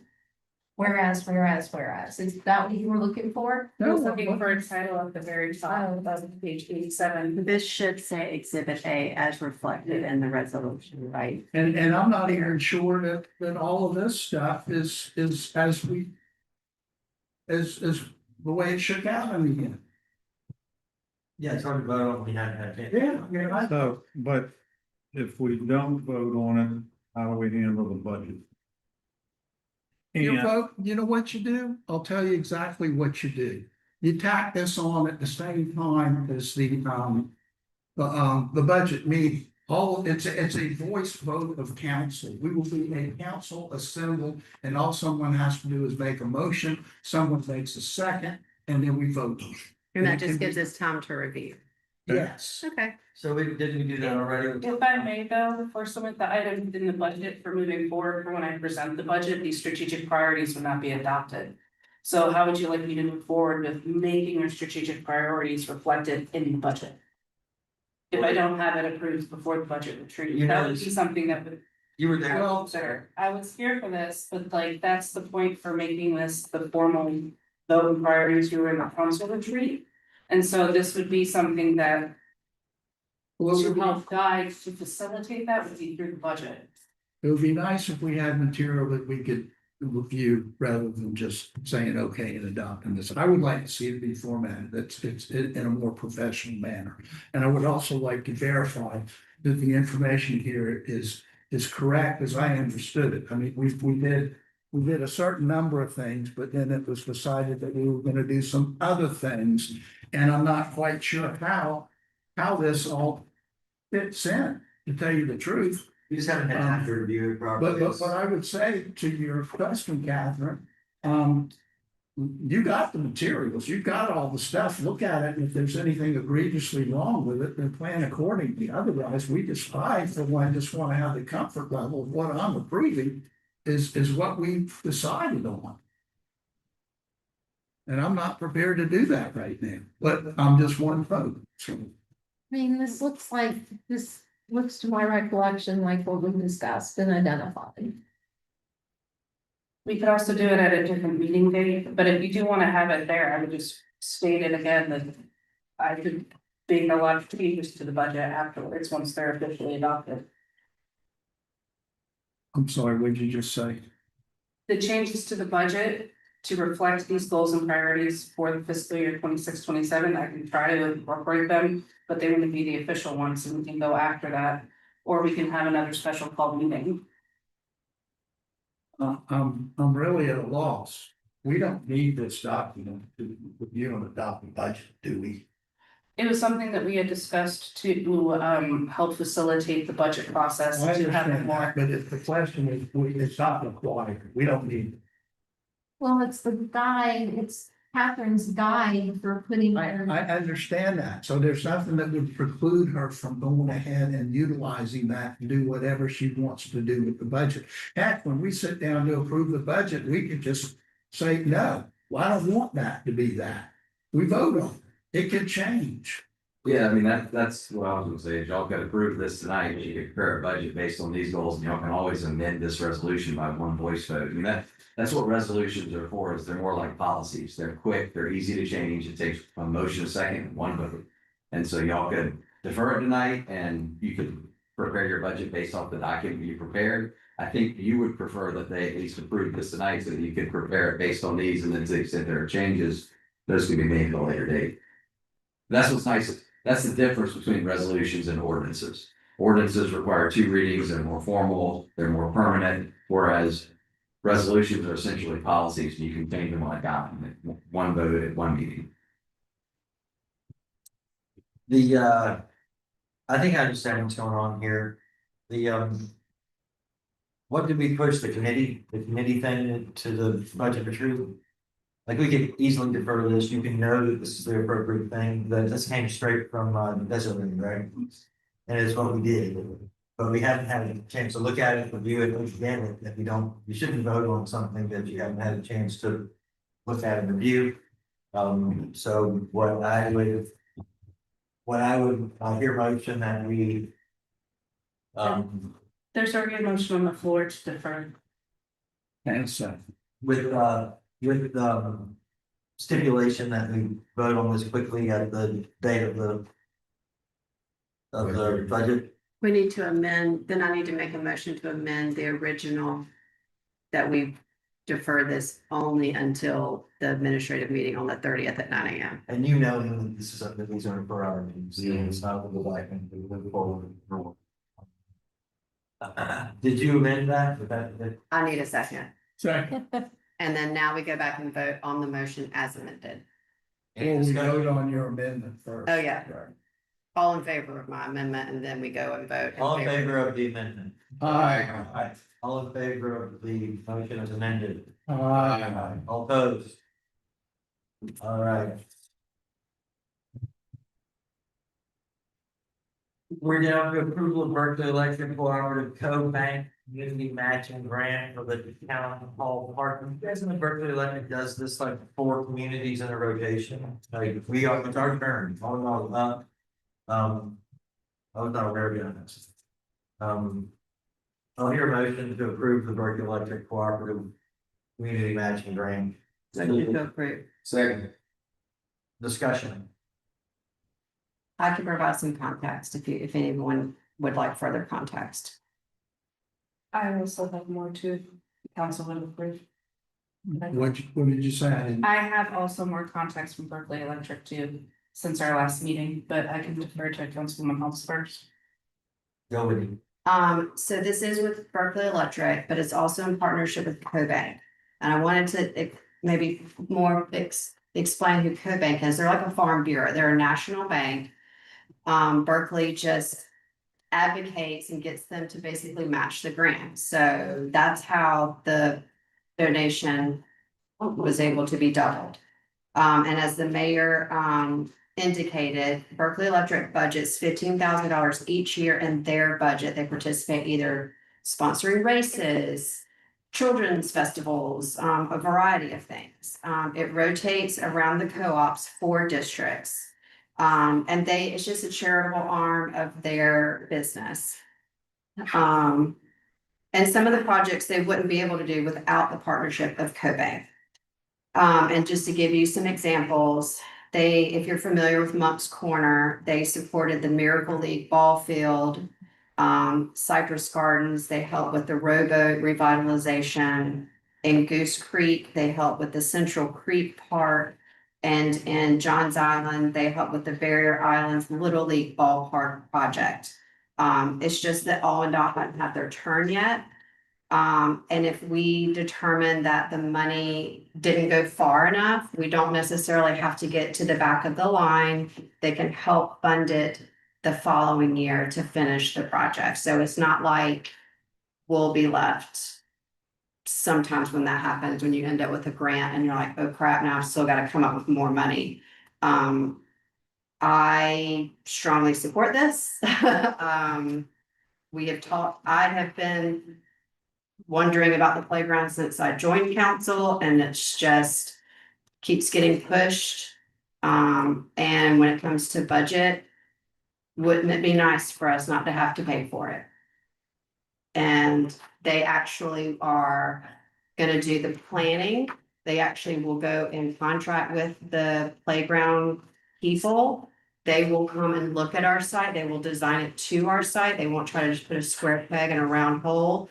Obviously, we would get approval of what that looks like, but I think it's a very easy lift for us that we don't have to go take our staff or council or anyone else to go vet in the details of the project. All right, thanks. Catherine, did you have anything that was covered you?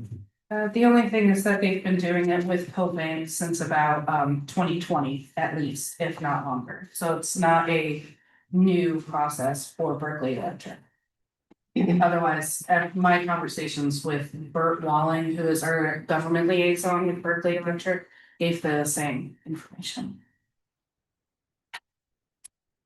Any further discussion? Yes. Yes, I'll be the final one. This should come as no surprise to anybody. Two things. I'm generally opposed, or more than generally opposed to government or quasi-government entities taking money away from taxpayers, ratepayers, whatever, and giving it to Chad. All right, if they're that flush with money, they need to reduce their taxes or reduce their rates and let people spend their own money on whatever charities they want to support. And I've said this before, it came out with the Bulls Bay Nature Festival where I gave them $75 of my own money. And if everybody here had given them 75, it would have been more than what the town's commitment is. But anyways, that's one aspect of it. Well, actually three. The second one is we regulate them. They come to us for a franchise agreement on a periodic basis. I have an issue with that as well.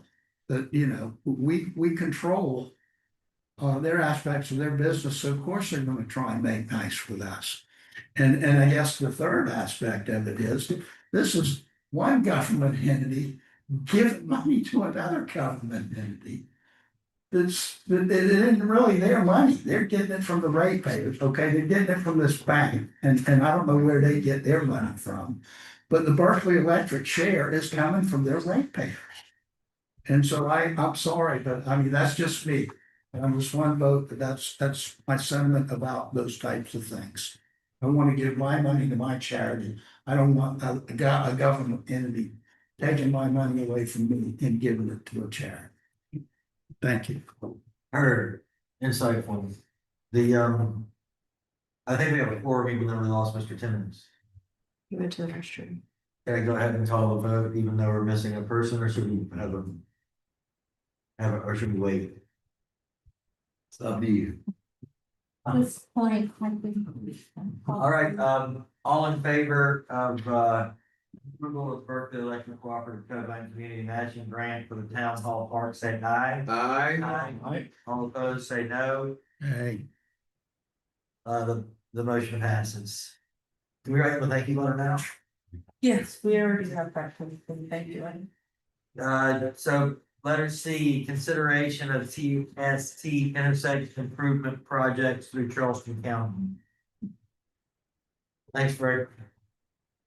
TST stands for Transportation Sales Tax, so currently slated, and I notified the council a couple of weeks ago. That the town of Allendale is slated for an intersection improvement project. Through the TST funds, they're looking at potentially building a roundabout at Door and CD Road, that is currently what it is. When I saw that in the Charleston County Public Works, their plan that they presented to their council. I asked where that came from. That came from citizen comments. They also received that was a citizen comment that was a feasible intersection improvement project. One of the non-feasible intersection improvements that they also received public comments for was the intersection of CV Road and 15 Mile Landing. The only way that they would do an improvement per the South Carolina Department of Transportation, SCDOT for short, would be to do an R cut on that road, meaning that it would force everybody coming from CV Road to take a right and then do a U-turn and come on back. Same on the opposite side, and there would be only the left turns in the middle of the median if you're coming the opposite way. This way, I know that my hands are, it's probably. There is no drawing included. I saw a drawing somewhere. It was, I sent that drawing to the town council. So it's in the email. Yes. Are you asking us to vote on both of these projects? Or what are we being asked to do? We can, when I spoke with Eric Adams from the Director of Public Works, he stated that if the council saw a different intersection, that would be a feasible project. So any of the other intersections, for instance, Steep Creek and Highway 17, the intersection right here at Door Road, or there's one more at 15 Mile Landing, that first one, not directly across from Highway Closer to 17. Aaron's Bridge. So Those what could would be- they do at Steep Creek? So, can I interject Motion here? to discuss. So I have, and the mayor and I have been following the transportation, this third iteration of the county transportation sales tax, that projects are being formulated now. And we've been following that to see the Greenbelt money, which they're trying to shift around. We'd like to see state Greenbelt money. Municipalities have an opportunity to weigh in. I had a long conversation with Eric Adams today about some of the needs in the community, including, which I know you've worked so hard on, CV Road 17. And what would be really helpful to me, he offered to do a briefing for council on the sales tax, how it's working, talking more specifically about potential projects. I don't know if we have a good sense now. Catherine mentioned a couple road improvements that we know of, dirt roads that may be failing that need something. What could we, what's available and what could we do? And there's also some funding available still from the first and second sales taxes.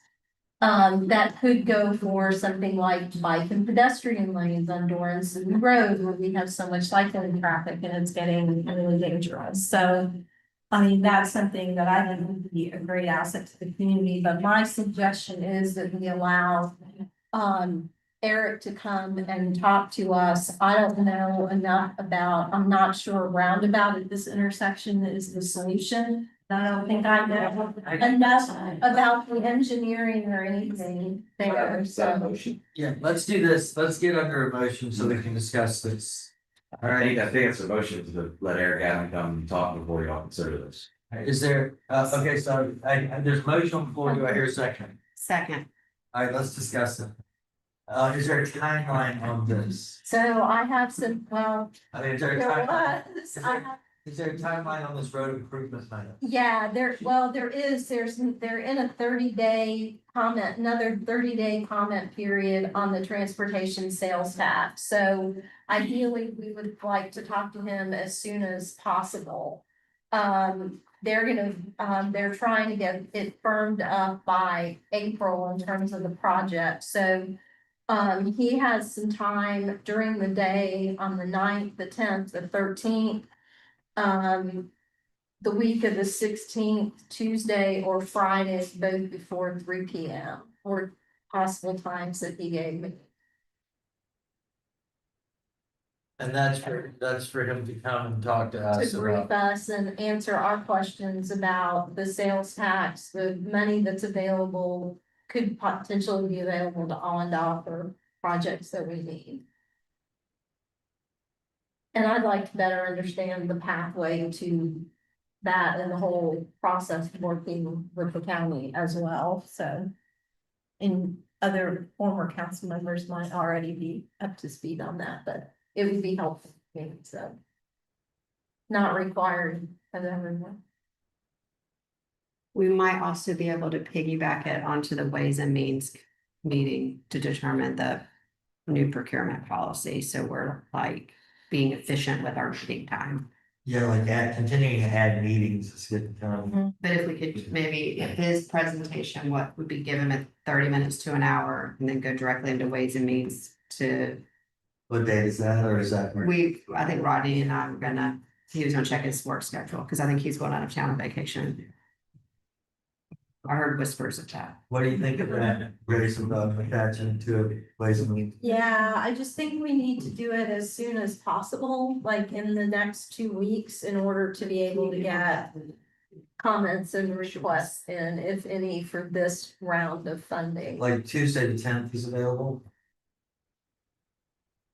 Yes, In the afternoon? yes.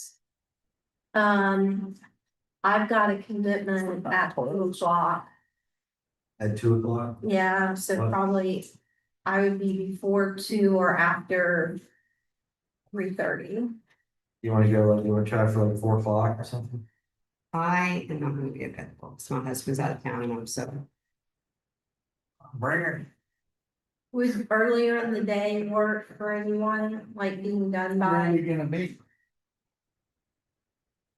We could meet. Where are we going to meet? You're talking about Tuesday, March 10th? We could try the library. Well, I thought we just said we were gonna defer the, We're gonna look into it. Okay. Well, that doesn't work, the day doesn't work anyway on Tuesday the 10th, but we can find a place to meet, right? yeah, find a and place we to could meet. meet at the in the classroom at the CB Center, I'm sure, that wouldn't be a problem. I could do Monday the 9th if we're doing the daytime between like 8:30 and 2. How about like 10 o'clock on the night? Does that suit him? I told him I would get back to him tomorrow, I Is that brought it up what tonight. said would be available? He said days, so I said I would get some possible times and confirm it Right for tomorrow. I got a conflict, I can't get out on that day. On the 9th. Yeah, but y'all can have it without, for. What about, is that Friday didn't we just have a Friday the 13th? We have another one? Well, that's what. Yeah, it's February, March is just. Oh, right, yeah. On the 9th, on Monday the 9th, I could do like 2 o'clock, Okay, but that's runs into. Runs into childcare problem again. But y'all can have it that day and just tell me what happened, I don't wanna be like, But we were also talking about piggybacking the Ways and Means for the procurement policy onto it. so you said 9, 10. When's the available, Grace? 9, 10, 13. Or the week of the 16th. Again, on the 13th, I could do like 2 o'clock. It's a Friday. I'm still a little confused. What's he gonna do? We have a drawing that you circulated to council. That ostensibly would be approved the project. Or at least design. It was an example of what an R, when they came in and talked about an R. What is the right, I thought it was road specific with. It was road, like, it looked like it, but then I also included the Charleston County rural intersections there for their safety.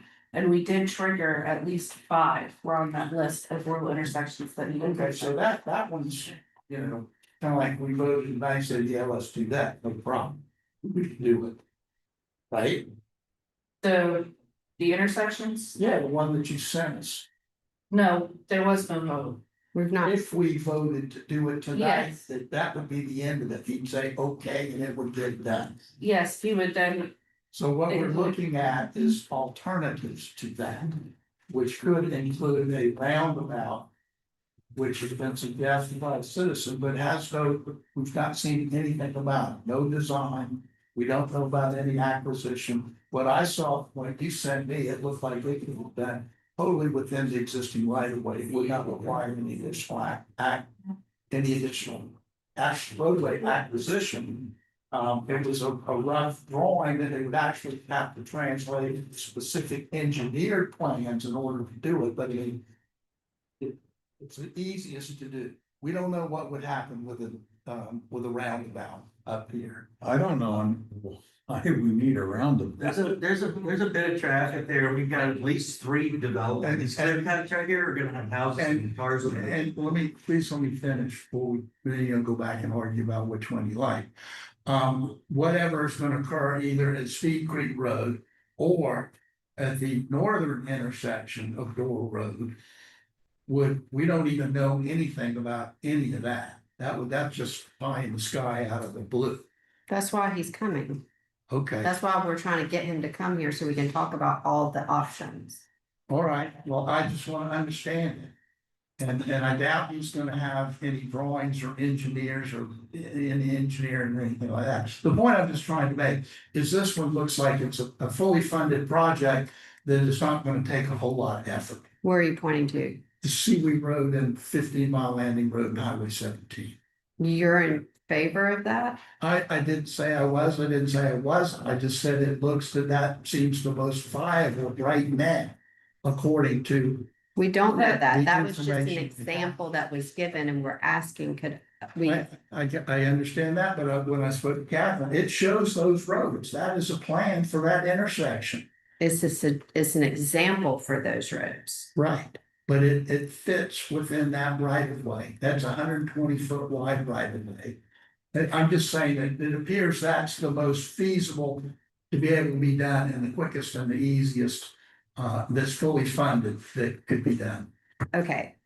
That's not the motion. We're just asking him to come to educate us. We're in discussion. I know, but we're about to go down a bunny trail and I'm tired and we still have other important things to do. And so I would like for us to just establish, thank Well, you. I do have an opinion about the intersection of Highway 17 and City Road. But can we wait until he comes and educates us on all of it? I don't know if we can even find a date to do that. I just threw out 3 dates and it worked for anybody. You know, like, I don't know, we need to hire. I don't have to be here. I don't have to be here. so. I thought this was just a vote on the record. On the project, we can decide what project it is later. It's got a vote for to be considered to do these projects. We got many projects, we can pick one later. And I think we just. Do we have that option to pick one later or is it being married to this? It says projects. In their proposed plan, they only stipulated the one intersection to give to rural communities and we were selected for this intersection improvement. Okay. So we were talking about like improvement projects, because I wasn't sure where the council wanted to go forth, and so to Councilman Gasper's point, in order to educate the council more, to bring in the Director of Public Works to speak. So then that way, if you have more technical questions related to transportation sales tax, you'd be able to answer those questions. That's fine, I understand all Yeah. that, I'm just saying that. There's just an approval for a project. He can come here and talk about all the many projects they are, and we can decide which one it is. This is just for the project, so I think we should just vote on this, and then we can have a discussion with whomever's coming in. I've been through all these discussions for years, and then it has so many different plans, and once you come up with the funds and all the directors, it's very, very expensive. Very, very, especially that one that you were talking about, going around, that's Yeah. very expensive.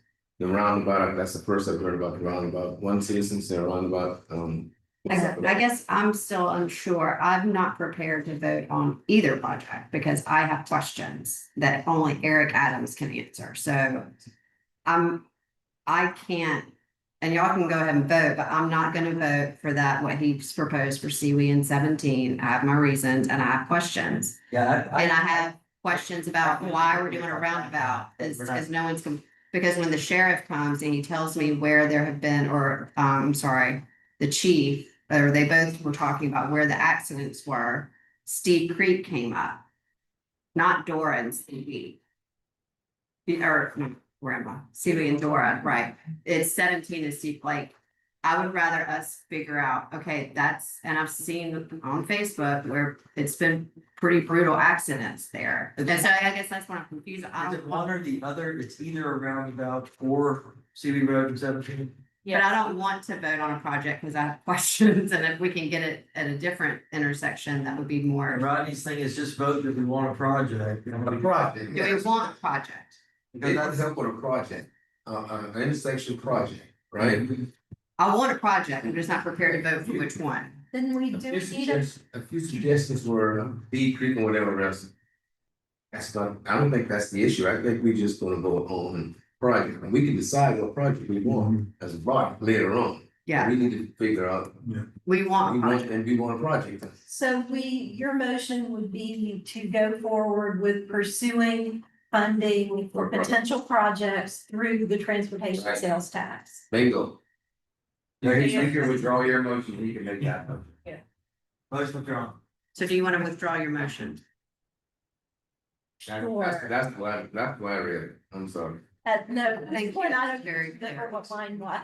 So just schedule the first schedule meeting reform Adams discuss. All right, then, And then you can figure out when you. okay, So you can make it. I think that was.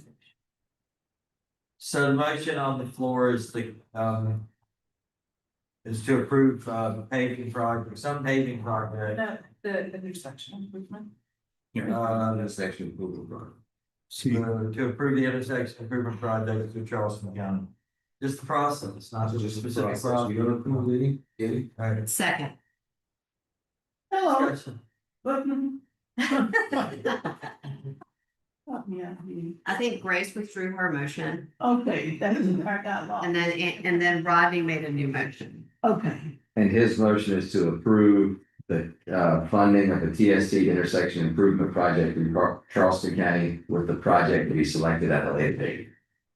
And I second that. Okay, And I call for discussion, okay. and then I didn't hear any. It's like call for a vote, all in favor, say aye. Aye. All opposed. Motion carries unanimously, and that leads us to D, the consideration of potential paving projects in Charleston County annual paving allocations. Can we do the same thing? That's the same, that's pretty much the same thing. Motion to approve. Second. Discussion. All in favor? Aye. All opposed? Motion carried. All right, executive session for the stated purpose of personal matters, South Carolina Code Section 34(7)(A)(1), concerning the county's administrative contract to add goals in South Carolina Code Section 34(7)(A)(2) to receive legal advice protected by the attorney-client privilege concerning pending investigation, update on litigation, proposed annexation of River Straw Hill and Cell Tower in Town Park. Upon returning to open session, the council may take action on matters discussed in executive session. Do I hear a motion to So moved. enter executive session? Do I hear a second? Second. All in favor? Aye. All opposed? All right. Turn off the album.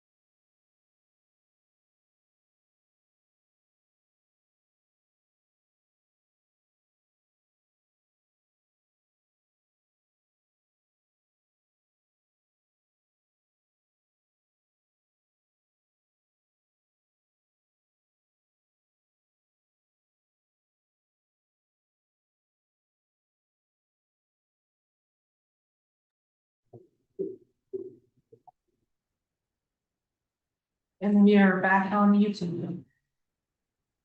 And then motion to leave executive session, So moved. Second. all in favor? Aye. Opposed? There were no votes or action taken in executive session. There are no votes or actions taken in executive session. I entertain a motion to adjourn. So moved. Here a second, Second. all in favor? Aye.